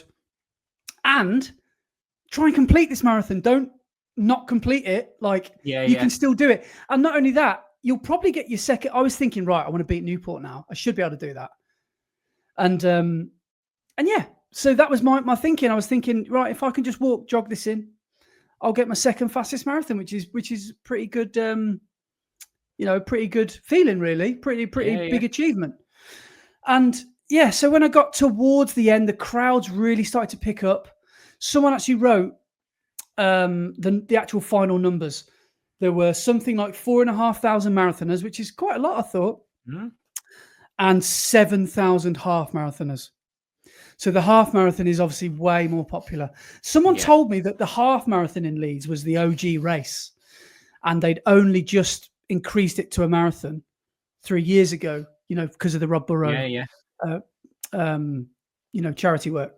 So it originally is a very well supported half marathon. Obviously, adding the marathon on top of it was big as well. But no, I got through that finish, the last mile, had a bit of fun with the crowd. And so just trying to just smile and just enjoy it. Yeah. But as you say, it's your second fastest marathon. And if you hadn't have done Valencia, you'd have been well happy with that time. Oh, yeah. That would have been a massive PB as well. Yeah, exactly. So and when I think about how flat Newport was, 12 months later, I'm running 5 minutes faster, 6 minutes faster, and the course at 400 odd meters of elevation. Newport's got about 40. Like, there's just that bridge, that first bridge over the river. Yeah. And it's mind blowing, really, the progress. Really, I'm really, really proud of that performance because it was hot, the hills were severe, and obviously the mental kind of exhaustion that I've sort of had to deal with towards the end. And I'm not making excuses because at the end of the day, if I was a bit fitter and maybe a bit more mentally tough, I probably could have got over the line a bit quicker. But I did say to myself, if you feel like it's not going to happen, like you'd said before, what's the point in like flogging yourself to the point of serious exhaustion for a result you're probably still not going to be happy with? So that's the mentality shift. I'd run 37K quite well. So jog the last 5K, jog walk the last 5K. And yeah, obviously it wasn't quite enough to. I wanted the negative split. I wanted 140 first off. We did 138. Yeah. Me and Rich. So I needed to run obviously a 137 or something like that. Well, I didn't really. I could have run a 141, couldn't I? And still got a PB. But we ran a 150. I ran a 151 in the second half. So what's that? 13-minute positive split. So yeah, it's just one of those things. So not quite Dave running like a T-Rex level. I was gonna say you are the biggest bonker of this week, though. I'm the bonker of the week. But yeah. So it was a great experience, and I don't know if you or anyone's seen my recap video, but the recommendation I would make to people is similar to what we were saying about Chris and what marathon he should choose. Should you choose Leeds? Well, ultimately, that's up to what you want to get out of it. If you want an atmosphere that's buzzing, that's supercharged, with some really, really friendly people. It's Yorkshire, for God's sake. Everyone's so friendly up there. Everyone's amazing. And if you want a race that will really test you, like you've probably never been tested before, putting that monster of a hill in at 20 miles, and yes, absolutely do Leeds. But if you're a moaner and a whinger, don't do it, because you will find a lot of reasons to not love Leeds. But it's a good race. It really is, and it's the root of it really is about spreading awareness, which I really, really liked. And as a collective, it felt really good to be on the streets running on that particular day. I imagine it was similar to feeling how you felt running in London. You're running with all these people running for different charities. You just feel like it's a really positive thing that you and everybody else around you is doing. Yeah. And yeah, so yeah, of course I'd recommend it. I had a good experience. I did, however, see some serious casualties. You always see them in that last mile, 2 miles to go, don't you? I saw some people in a bad way, with ambulances and paramedics around them. People with cuts and scrapes and bruises on their head and on their legs and their knees. All the usual stuff that you'd see, but the heat was oppressive. But, they don't make marathons in January and February. So, we all know what we're getting ourselves in for. Yeah. We know it's going to be hot. We've just got to try and adapt and cope with the conditions as best we can. But yes, I'd say more yes than no. I'd recommend it. I think you'd really like it. I think if you wanted something a little bit different, a Brett Elesmore fully fit, I think you're finishing in the top 20 to 30. I think. No. I think I think the winner won in, I could be wrong here, but I think it's about 2:30 or 2:25. I think you could go sub 3 quite easily on that because of your I'm going to have a look. Insanely, like, I don't know what it is about how well you can run on hills, but 2:28.14 the winner ran it in. Yeah. So let's say your PB is what, 2:53. So maybe add 3. Let's add 5 minutes on. Let's say you did that in 2:58. 2:58 would have got me. 2:58 would have got me 55th place. Okay. I mean, that's still pretty good, isn't it? That's still out of 4,000. That's not bad. That's some decent running. Yeah. Top to get in the top. Get in the top 25. You've got to run under 2:53. Okay. So 2:53.04 was 26th. Sounds like a challenge to me. If you can PB on that course, Valencia, you'll do it in about 2:10. Yeah. You'll be elite. But no, good fun was had. And marathons are never easy. This was just a slightly harder than normal marathon. Yeah. But I'm pleased to have got through it. Yeah, and, mate, you ran amazingly. I was enjoying watching you on the tracker, getting excited. And then there was that moment where I was like, where is he? Is the tracker broken? Wow, where is he? Come on, Andy. Yeah. Yeah. So my 5K splits quickly are 23:43, 23:38, 23:12, getting faster, 22:38, 22:33, 24:26 as we started to go up the hill, 26 flat, then 30:09. So you could see where I kind of slowed down. But the big question I kind of have to address is, do I regret going out a bit quicker? No, of course not. No. Absolutely not. I ran the marathon. I ran on the day. I'm pleased I did. I've got no regrets. And I think that's how you should run every race, let alone a marathon, is come away from it, learn from your mistakes if you made any, which you probably do. We all do. But above all, you make the decisions you make at the time because you think they're right. Yeah. And that's the decision. That is the right decision. Whatever decision you make in that race at the time when you make it, that's the right decision. Nobody can tell you any different to that. And if they do, they can get out of here because they're not in that situation. They're not running the race. They're not you. And when you're in that situation, the decision that you make is the correct decision. And there we go. You did the right thing. Someone had a slight go at me in the comments saying, I think you have to work on your, I can't remember the way they phrased it, but they basically said, if you're talking to camera, you could have run. I was like, mate, have you ever run a marathon? At 24 miles, your lungs are fine. You can sing blooming, you can sing Pavarotti stuff. You can sing blooming Nessun Dorma, but your legs just don't move properly. It's not the cardio. It's your muscles. Yeah. I mean, I know it's obviously all connected, but you can talk at marathon pace because it actually weirdly starts to feel easier the more you get into a marathon. Yeah. But your legs, that feeling of your legs just aching uncontrollably and not feeling like they belong to you at some points. They're almost doing what they want to do and they're also wobbling, Yeah. Like, I'll tell you what did make me laugh. I shouldn't really laugh, but as I'm coming into the finish, there was a woman in front of me. I think she must have run the marathon as well. Maybe she did half, I don't know. But she was running and she was swaying like a drunk. And towards the end, she takes a few steps to her left like a crab. And she nearly doesn't make it. She nearly goes over the rail. She nearly goes over the railings. So you can just see what your legs just stop working properly. Yeah.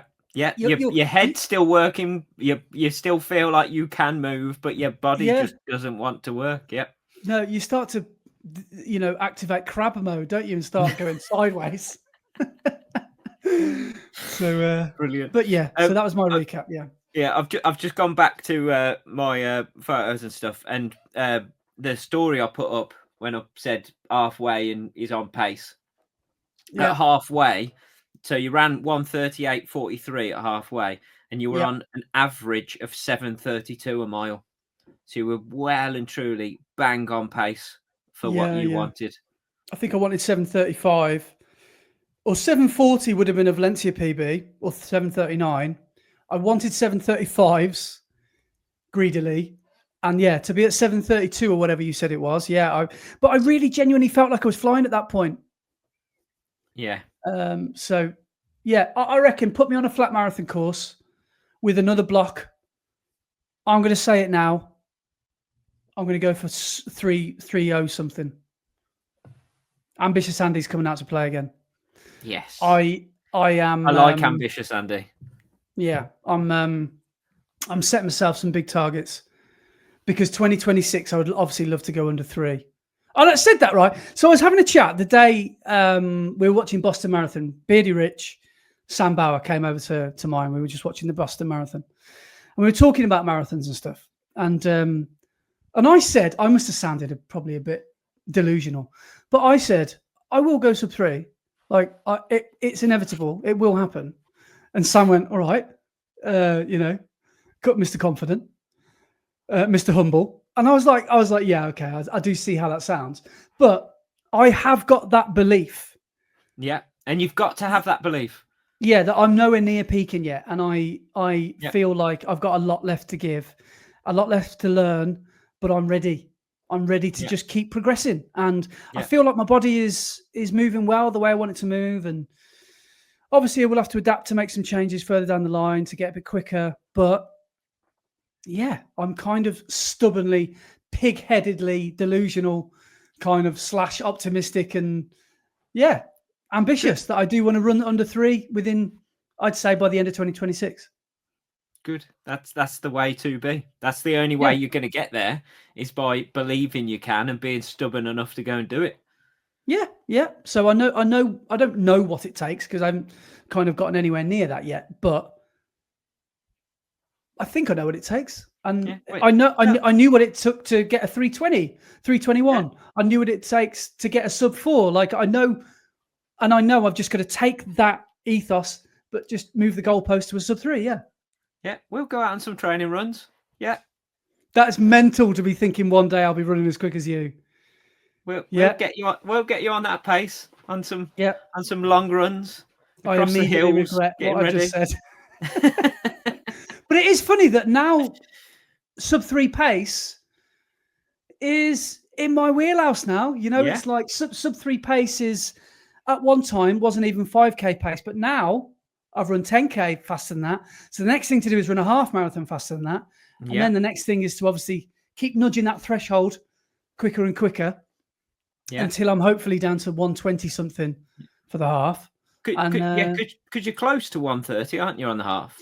Yeah, 132. So I've got a few months now to prepare for Worcester, which I'm hoping will be the big sub 90 in mid-September. Then I've got the Great North Run the week after if I don't do it, and maybe some other halves that I can have a good go at. So yeah, ambitious Andy's come out to play. Excellent. I'm looking forward to seeing it. Yeah. So opening myself up to criticism, but bring it on. So, have you done any training since A little the bit. marathon? Yeah. I've done Laura and I, when we were away, actually we did some parkrun tourism. We did a parkrun called Sheringham Parkrun, which was very nice. Again, bloody hilly though. So downhill. So it's in thirds really. You've got a mile downhill, a flat loop, come back up the hill. But the hill, I didn't realize. You never realize this on the way down, on the way out, how steep and easy it was on the first mile. Even like I was plodding along with Laura and Daisy. I was like, this is a bit much. I didn't see how people ran on the day, but people must have gone around 19 minutes, probably would have won it ish, I think. So it's quite a slow parkrun, but very nice. That was really good. And then I've done a couple of runs since. I've done Tuesday, Thursday, easy runs, about 10K ish. And then today I just did 8K. Stupidly, I did it after lunch. I had a pizza and some garlic bread. Then I thought, tell you what's a good idea. I'll go for a run. 21 degrees, and it was a sufferfest. So yeah, I've got some other news. Oh, go on then. I'm going to try and do a 5K block starting from tomorrow. Ooh. So tomorrow I'm going to do a time trial. I'm going to go down to Walsall, Arboretum, and I'm going to try and just run as hard as I can. And like you've said, draw a line in the sand. Yeah. And then I'm going to come back to it at the end of June. Maybe not Walsall, but maybe another part. I'm not sure. And just see if I can dip, as close to 19 minutes as I can. That's the target. Yeah. So to get there, I reckon it would be good to go back to Walsall. So you've set that playing field even, and you know that there's no difference in course. It is about what you've been able to do over that block. Rather than going somewhere else and it possibly being the course or that's slowing you down or speeding you up. If you go back to the same place that you set your marker. It's a fair test. Yeah. So I'm going to continue to do sessions with the club, and I'm going to continue my long runs, not super long, so I probably won't go much higher than half. You can choose the faster sessions now, whether it's really going to start you. Do you think that would be sensible then? Because at club, they always do what they call the endurance session, which is slightly slower, longer reps. Yeah. Or they do the bullet speed reps, which are normally 200s, pairs of 200s, I think. So would you say to choose those bad boys? Yeah. Like when we go to training, a lot of the time, like for summer, Andy says, right, we've either got a half marathon session or we've got the 5 and 10K session. Yeah. So if you're going for that shorter race, you want to try and get that top end speed into place. So yeah, go for them shorter, faster reps. Okay, yeah. All right, I look forward to doing that then, because I'm starting back at club on Tuesday. Yeah, obviously at the start, take them a bit easier. Don't go all out straight away because you're coming back from a marathon. So go a little bit easier. Go for 10K, maybe 5K pace at a push, and then start to bring it down as you go through the weeks and through the block. That's a fair point, actually, because the reason that I think I've not felt so well, it's obvious, isn't it? I don't think I'm anywhere near recovered still, and it's been 12 days-ish. So how tomorrow will go, I'm not sure. Obviously, I'd like it to be around 20 minutes because I still haven't run sub 20 since the day I ran with you.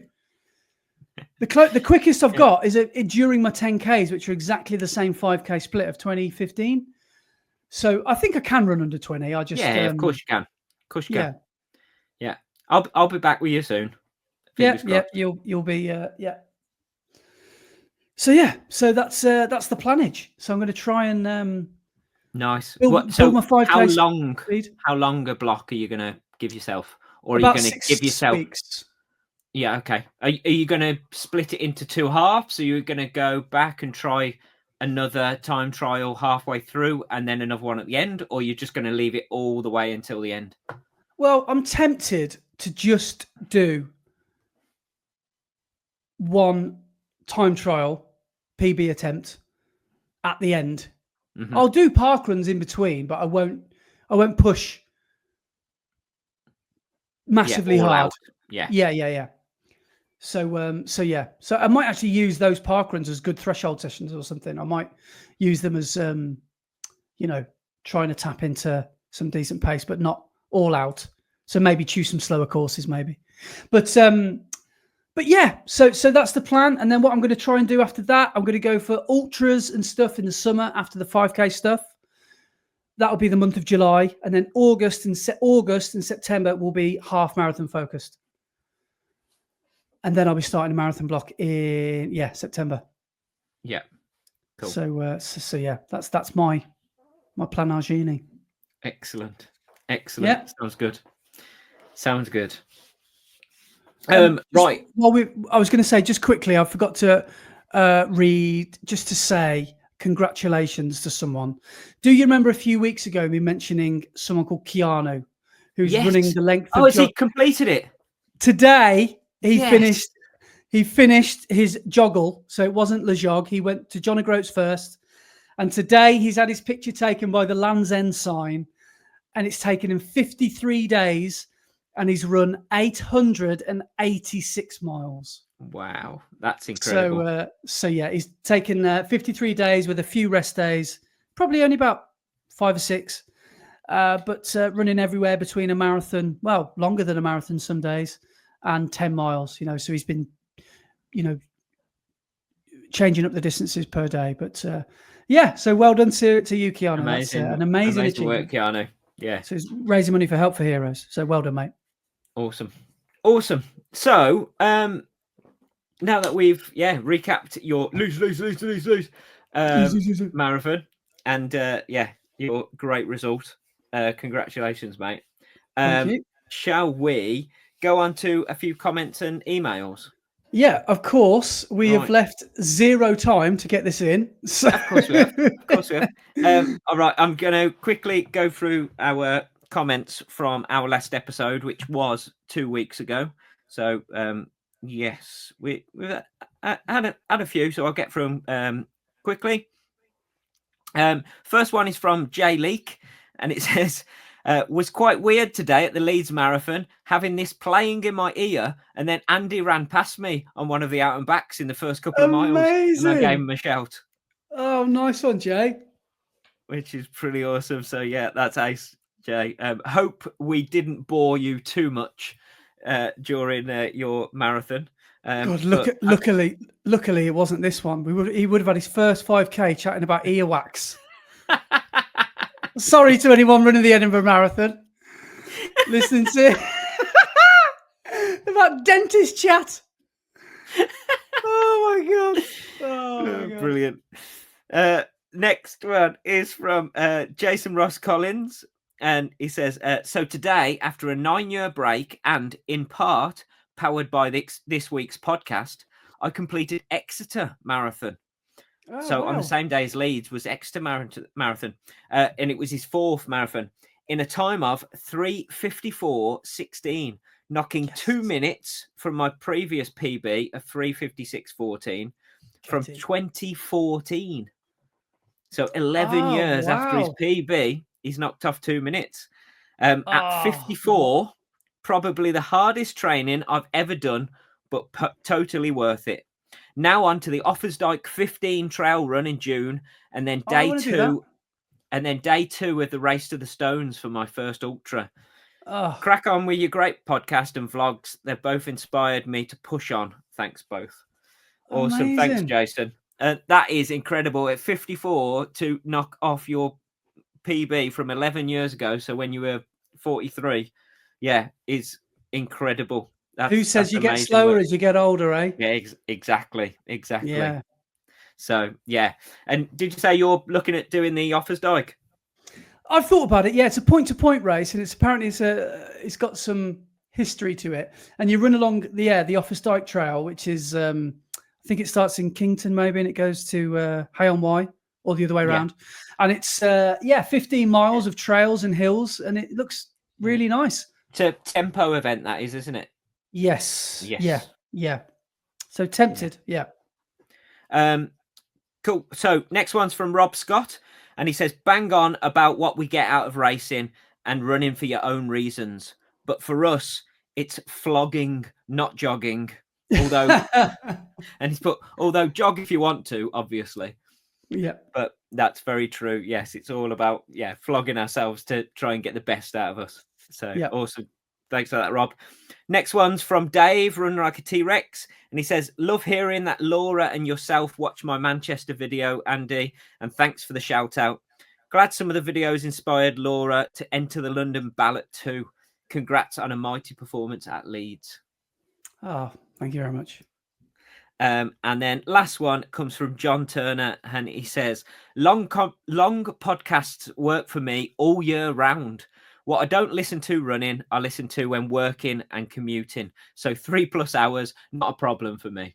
Okay. Well, 3+ hours, maybe in the future we might get there, but we try not to hit 3 hours just yet. But, You never know. Could happen. I don't know if my hard drive would even cope with 3-hour podcasts. I don't know if it would render or not, but there we go. Right, are we over to some emails? Yes. Right, so we're picking today's emails up with someone called Robbie Adams. So Robbie wrote in and said, hi, Brett and Andy. First of all, just want to say how much I enjoy all the content you both put out, especially the podcast. I wanted to write this email to ask for some advice from you both. I guess you could say I'm fairly new to running. I, like many others, decided to take up the sport of running during COVID. I've played sports before, but I would never consider myself as a runner. What started as a 3 to 5K at snail's pace progressed to 8 to 10Ks twice a week. I then stumbled across a vlog of Andy running my local half at Stafford, and I was blown away by the honesty and refreshing attitude to the sport.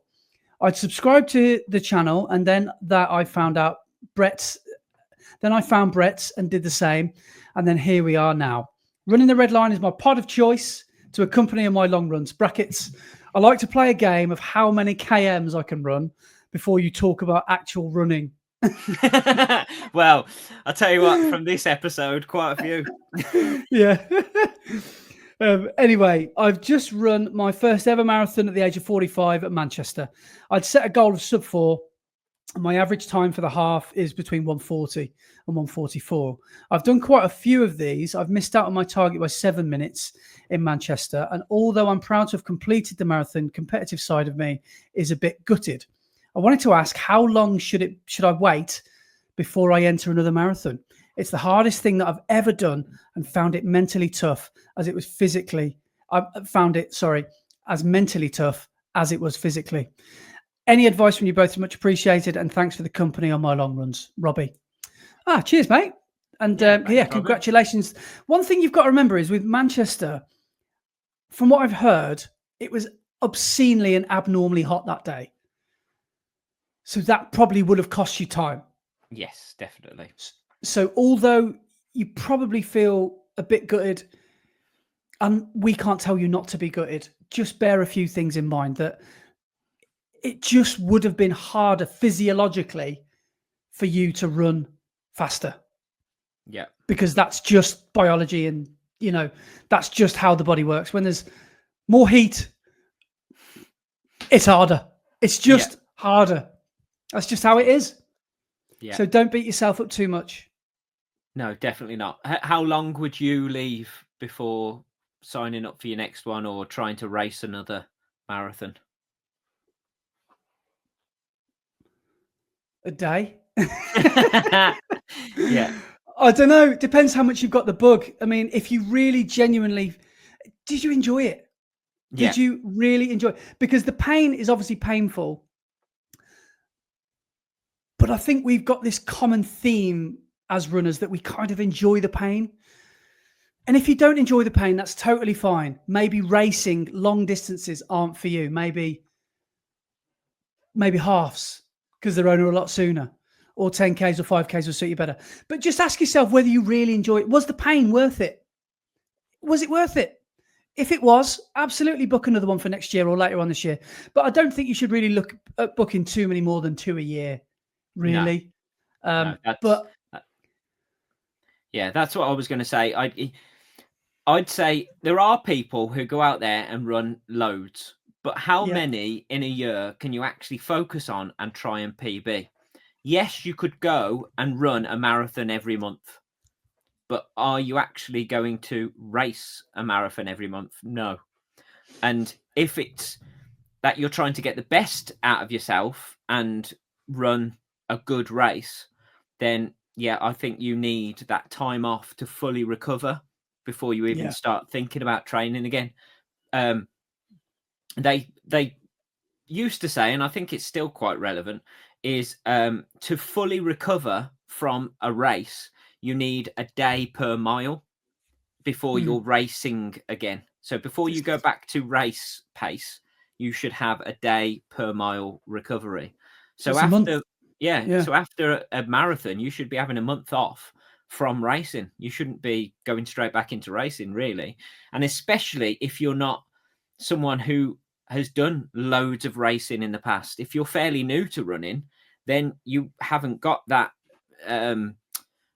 that pounding in your legs and the what's the word I'm looking for? The resilience from all of the training over the years. So you might break down really easily. So you need to take it a bit more careful.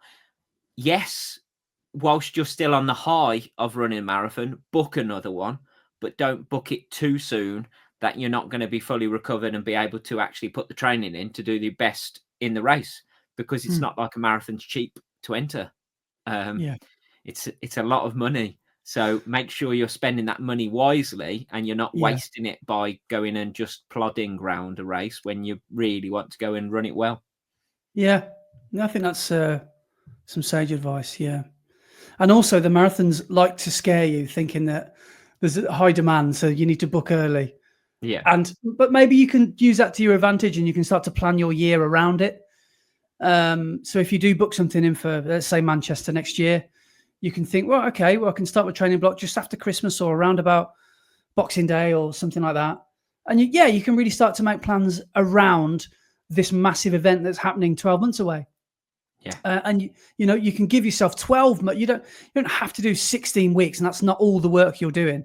The work can be from today, tomorrow morning onwards, but the real focus stuff is that 16 weeks before.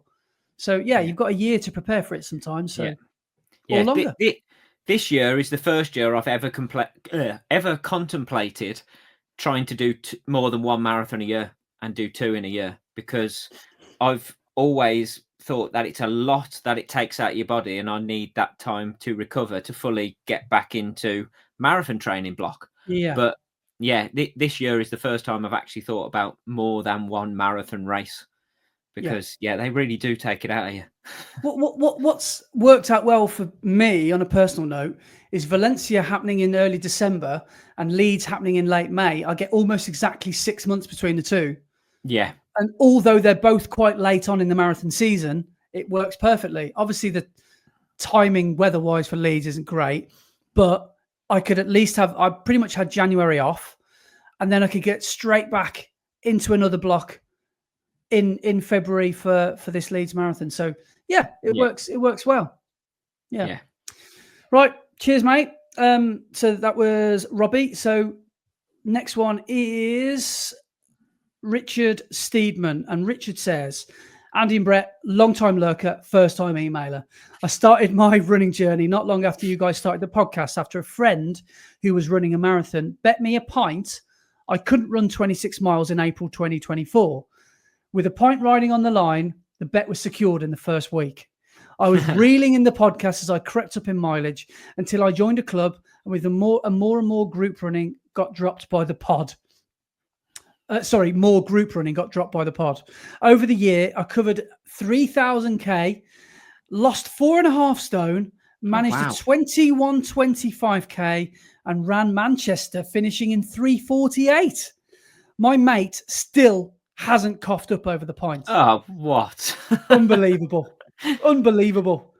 But the biggest achievement of all is squeaking onto the leaderboard for the Strava segment a couple of times. Just wanted to say thanks for the pod. It's my go-to when heading out for a run. Whatever you do, don't change the format, as it's my main source of Alien, Henry VIII, Coca-Cola, and penis news. Penis news. Cheers, lads. Rich, and he's put his Instagram here as @SpeedRuns. Excellent. Well, yeah, you heard the man. You know where to come for your penis news. Earwax update. Yeah. It's ridiculous. Henry VIII update. Henry Brilliant. VIII news. So, amazing work, and well done on your not only your times, but 4.5 stone in a year. Yeah, that's incredible. That's really impressive. Right, this next email. Do you remember meeting at Telford, Brett? Do you remember meeting someone called Sheridan? Yes. Sheridan Smith. Yeah. Yes. Sheridan's written in, and he's put, all right, fellas, just listening to the latest podcast and thought I'd keep this one short. So, regards, Sheridan.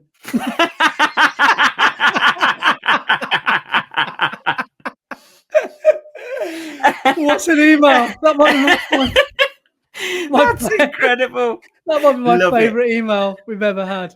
Love it. That's brilliant. So, that was really good. This next one is titled Manchester Marathon, and it's from Natalie A. She says, a massive well done to Brett for his PB in London, and good luck, Andy, for Leeds. I wanted to write in, as I'm sure that I'm not the only one who listens/watches, feels the same. Maybe I am. I felt good going into Manchester, but as we all know, the weather had different ideas for us all that day. I started after 11, so there was no escaping the sun and heat. I knew by mile 13 that I couldn't carry on the pace, and I had to slow down. I completed the marathon 30 minutes after what I'd hoped for, was extremely upset about this, and even contemplated not getting my medal and T-shirt, as I felt that I didn't deserve it. It's taken me a week to snap out of it and realise that I completed the distance and that I shouldn't be caught up in times. I've learned that not all races will be perfect, and that's okay. I've done the only thing that I know, and that was to book Manchester 2026. Amazing. Shout out to every St. John's Ambulance volunteer and member of the public who were out on course that day. Cheers, Natalie. Thanks, Natalie. That's so true. Sometimes you beat yourself up about a bad race, but you actually need to think about what you've actually achieved and completed, because completing is a massive achievement. So don't ever beat yourself up about crossing that finish line. That's You'll laugh about it one day. Yeah, but we do, don't we? We're always out there striving to be better and better, and when we don't quite hit that mark, we beat ourselves up, but we really shouldn't, should we? You ran the same distance as the winner on that day Exactly. Yeah. in very similar conditions. So, Yeah. it's do you know there's a YouTuber called Mark Lewis? One thing he said Yes. once about racing and running was try and take the little wins. So, for example, at Parkrun, you could win your age category, or you could Yes. win the highest age grading, or quite simply, like he said, I could be the fastest person in my house that day. You can just try and make a little win somewhere. Maybe you out sprinted someone on the finish. Take that, just something, because there's always something you can take. I know how you feel about being disappointed, because at the end of the day, we get so much joy out of being competitive. Because, probably not speaking for myself here, running has brought something out of me that I didn't know existed, which is competition. And I wouldn't say it's running that's brought that out of me, it's racing. Yes. And yes, occasionally I'll get competitive with other people. I'll want to try and reel them in the last 800 meters or whatever. But really, it's racing yourself. And it's just trying to, beat what you've done previously. But I'm learning this as I'm 5-6 years into running now, 5 years in. You can't do that every week. You can't do that every race. Look at me at Leeds. I didn't. I got nowhere near a PB. I was 9 minutes away. And, it's one of those things. You've just got to try and turn it into a positive. Yeah. But as you said, at mile 23, you change your perspective on the race, and you were just like, let's just complete it and have fun. Yeah. And you were going to run your second quickest marathon. So your perspective, although you changed, put it into perspective, and you were still doing a really good job. It just wasn't the job you had envisaged for that day. It was slightly different, but that doesn't take away from the achievement that you're actually doing. Exactly. At the end of the day, it's all about joy, and you can find that. You've just got to get over yourself. Sorry, that sounds a bit harsh, doesn't it? Sorry, Natalie. I'm not telling you to get over yourself. But get over yourself, Natalie. Come on. Get over yourself, Natalie. Come on. Get a grip. You've just got to kind of just remember what it is that we're all doing here. We're not elite athletes. We're not, well, speaking for myself anyway, we're not like uber competitive. So try not to let that spoil your day. And like you say, you've had a bit of time to reflect, and you've realized that, yes, I've achieved something mega. You ran on a really hot day. You got a really hard race run, and that's another one for the experience. So, put it down to experience, as they say. Yeah. We have got another email from Down Bloody Under. Ah, excellent. This is Down Under listener chasing that sub 2. Tanya Jane says, hi, Brett and Andy. Massive congrats, Brett, on smashing London. Absolutely brilliant. Andy, best of luck for Leeds. You're going to smash it. And just another Down Under listener here, tuning in weekly from Melbourne, Australia. What keeps me coming back isn't just the brilliant race insights, though these are gold, but the easygoing, often chaotic conversations. Yeah, that's definitely happened today. Yeah. But somehow managed to be hilarious and deeply motivating. I'm not sure how motivating it is talking about earwax, but yeah, I hear your point. I was born and raised in the Black Country and South Birmingham. So every time that you mention places like Merry Hill or Merry Hell, I'm right back there. Usually in the rain, usually with a Greggs. God, I miss Greggs. There's no Greggs in Australia. They need a Greggs. You need a Greggs. Maybe you can create a franchise, Tanya. Yeah. Maybe that's your calling. I've been chasing a sub 2 hour half for 3 years now, but that's a casual Sunday jog for many. But for whatever reason, my closest attempt is still stuck at 2:02:32.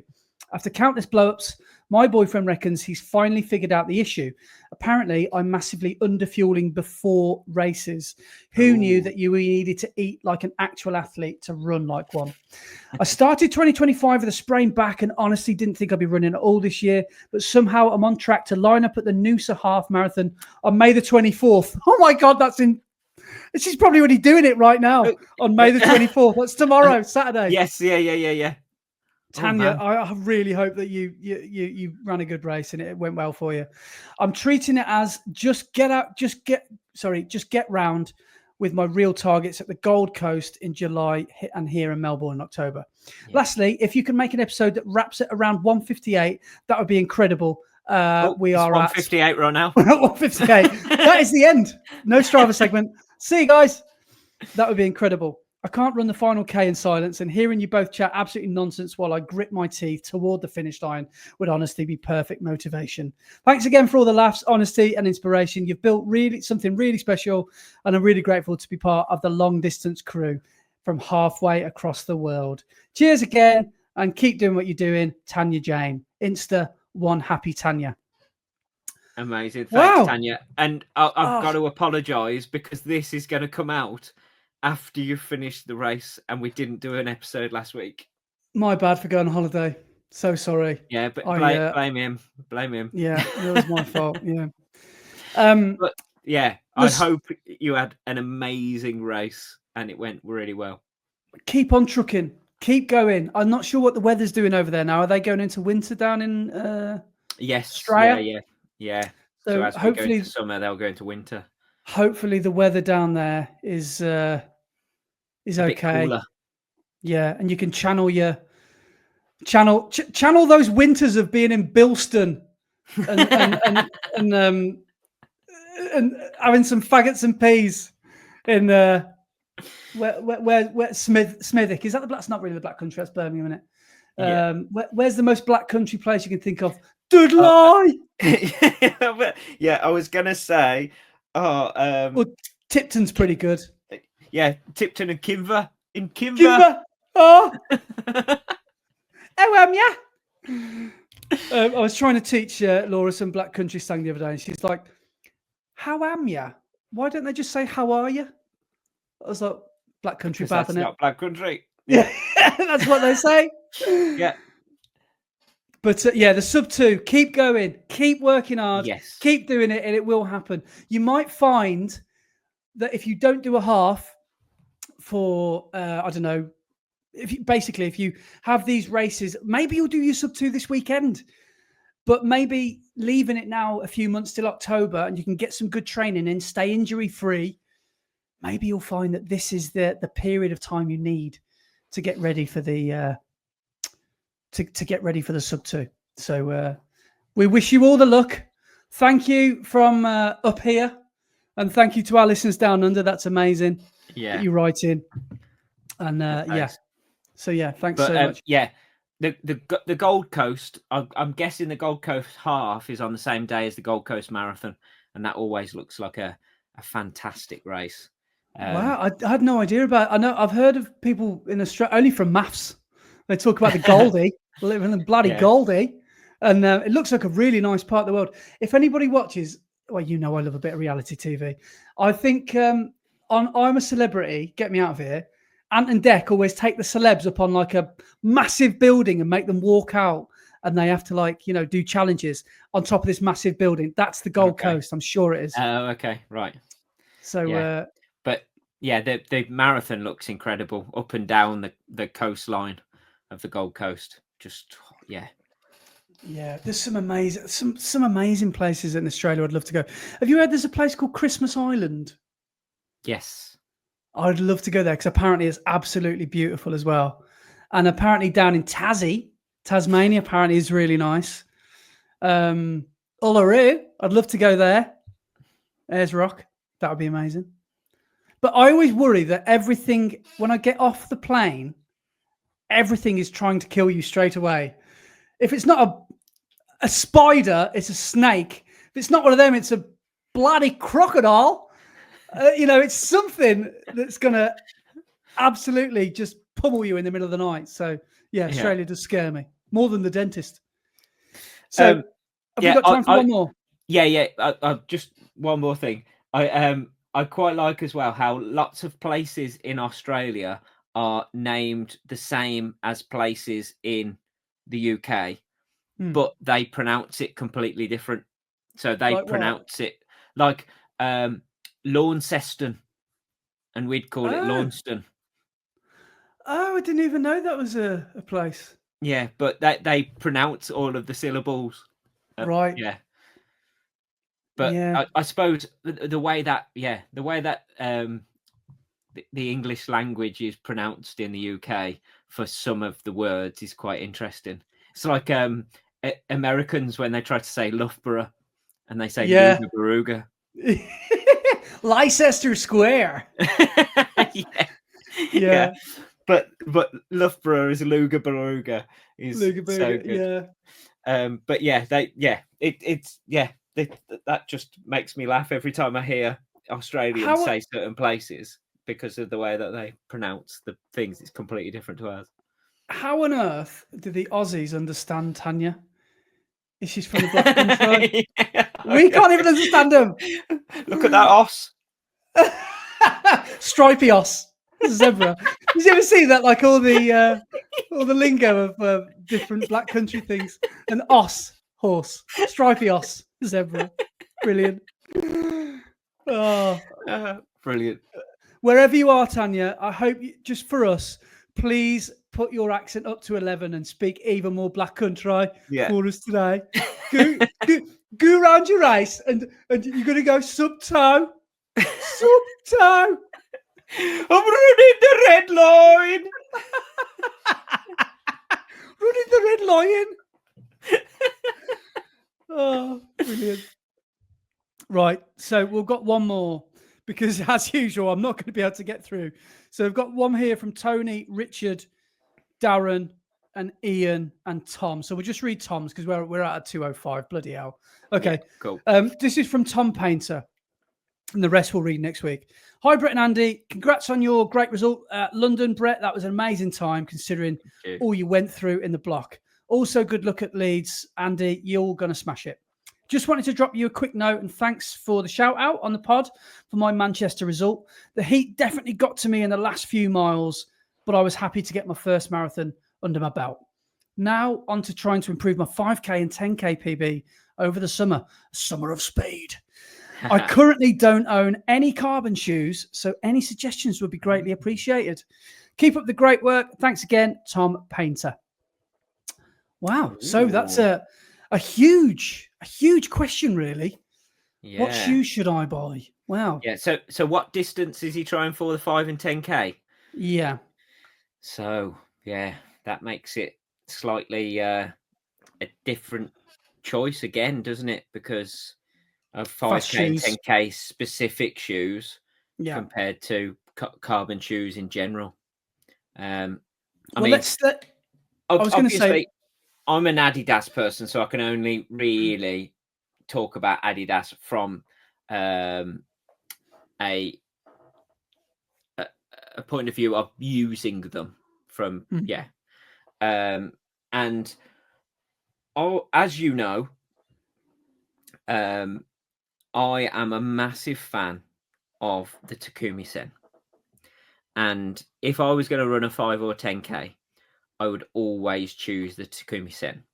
Now, they aren't necessarily a carbon shoe because the rods in them are glass fiber rather than carbon, but they are such an amazing shoe for those shorter distance races that I would struggle to choose anything else. But, and this is a big but, I don't think in the old Adios Pros I would ever try to race a 5 or 10K in any of them.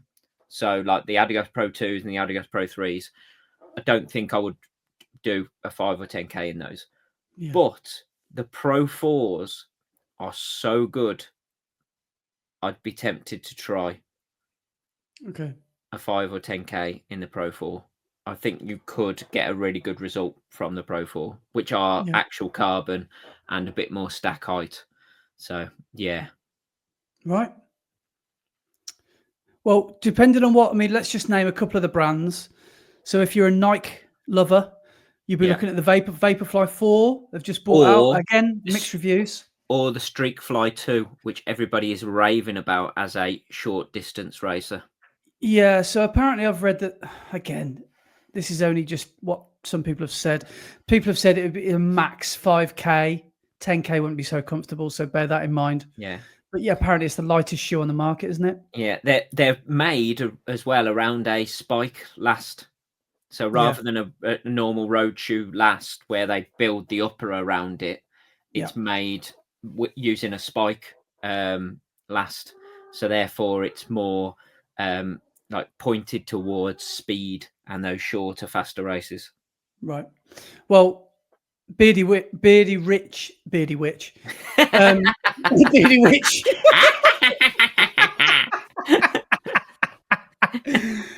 he ran Leeds in Vapor 5.4s, and he said he got a bit of a blister. So I don't know if that was a sizing problem or, new shoe syndrome. I don't really know. But he said otherwise they were pretty good, and they're tailored more apparently for 5, 10 and a half now, rather than the half, rather than the marathon. Yeah, I think they've made a definite distinction, haven't they, between the Vaporfly and the Alphafly now, of what they're aiming towards. The Alphafly is definitely a marathon shoe, whereas the Vaporfly is a bit quicker for shorter. Yeah. But yeah, I mean, so many people these days will go for an Adidas or a Nike shoe. Asics, you've got the Metaspeed Sky series, the Plus and the Paris. Yeah.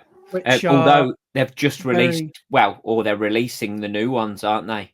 The what are they called?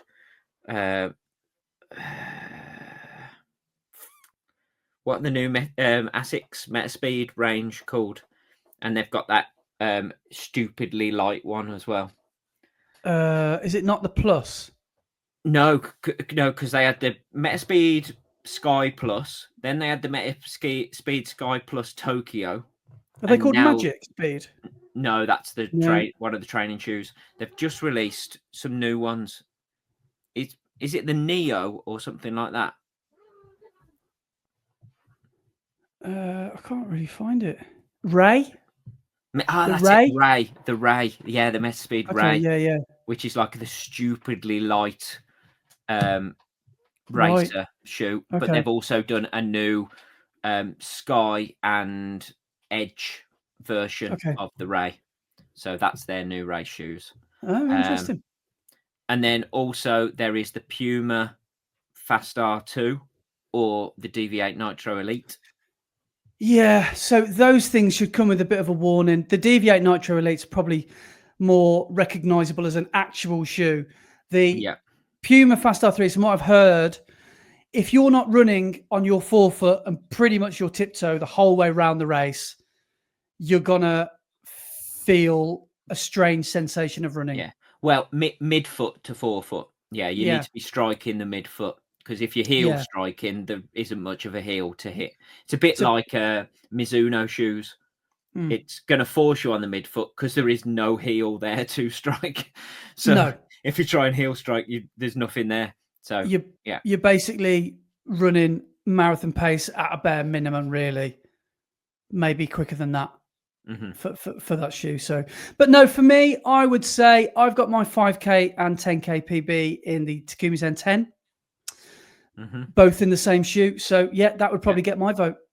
Have you seen the Takumi Zen 11 that's coming out? No. So basically, the upper is exactly the same as the Pro 4. Yeah. The midsole is the Pro 4, Light Strike Pro formula. So it's that much softer Light Strike Pro. Yeah. But it's just a lower stack. So it's basically a lower stacked Pro 4. Oh, yeah, I'm looking at it now. It looks exactly the same as a Pro 4, just a shorter stack on the midsole. It's got the same outsole, same rods 2.0. So it's got that more aggressive rocker where the curve of the rods are. So yeah, they look interesting. It's going to be different to the 10s. The Takumi Zen 10 have got a definite different feel to the Pro 3. But how much of a different feel are the 11 going to be to the Pro 4? Yeah. Well, for me, to answer your question, it would be Takumi Zen 10, or I'm very interested in the Street Fly 2. But yeah, I'd probably say, just from experience, the Takumi Zen 10. So that's what I would plump for. Yeah. But yeah, I don't think you can go wrong with the Takumi Zen. There's a couple of people who have said they haven't got on with it, but 9 times out of 10, people buy them and go, I can't believe this shoe. It's incredible. Yeah. Sorry, I just yawned You did. mid-podcast. It is 10:30 though, isn't it? Was I boring you? Just another Takumi Sen chat. Yeah. The same chat that's happened about a million times on this. Yeah, we must mention them every week. Yeah. But so, thank you for your emails. Sorry we haven't got to them in time, some of them. Can you all make them like Sheridan's from now on, please? Yeah. And you can tell how long ago the emails were, because pretty much all of them said, good luck in Leeds, Andy. Good luck for Leeds. Yeah. That was 2 weeks ago. Yeah. But thank you for your emails. The only thing left to do really is the Strava segment. So let me just grab the leaderboard for last week. So last week's leaderboard, in first place was Ryan Gowan with 85.1 miles. So awesome work, Ryan. Second was Kyle Blacketter with 75.2 miles. And third was Nicholas Forsman with 72.6 miles. So awesome work for that top three. Our climbing leaderboard, in first place was Matt Nichols with 7,425 foot. Colin Nichols was second with 6,818 foot. And in third place was Rory Hancock with 5,830 foot. So amazing work from those three.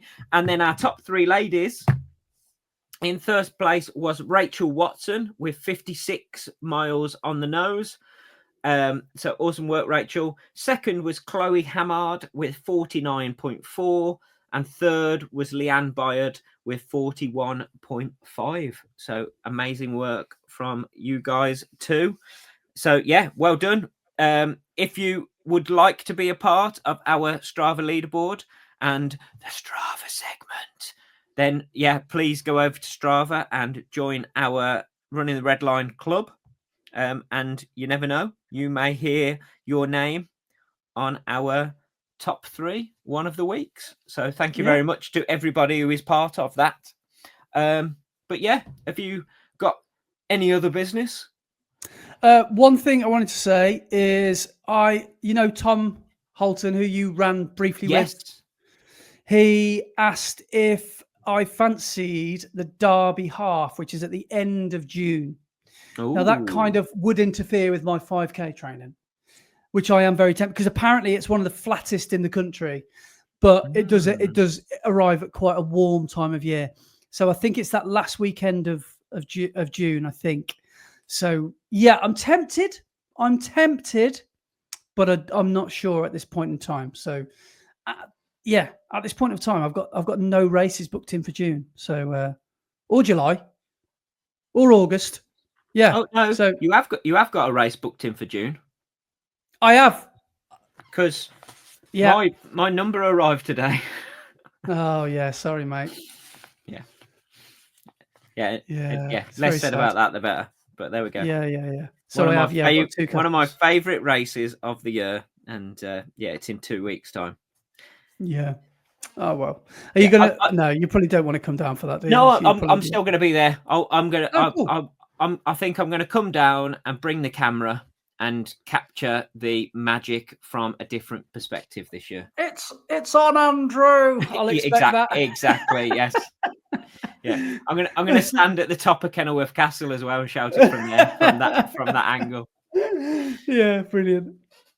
No, but apart from that, that's it. I just wanted to mention that race, so I'm interested. Yeah, amazing, awesome. So, thank you so much to everyone for listening or watching.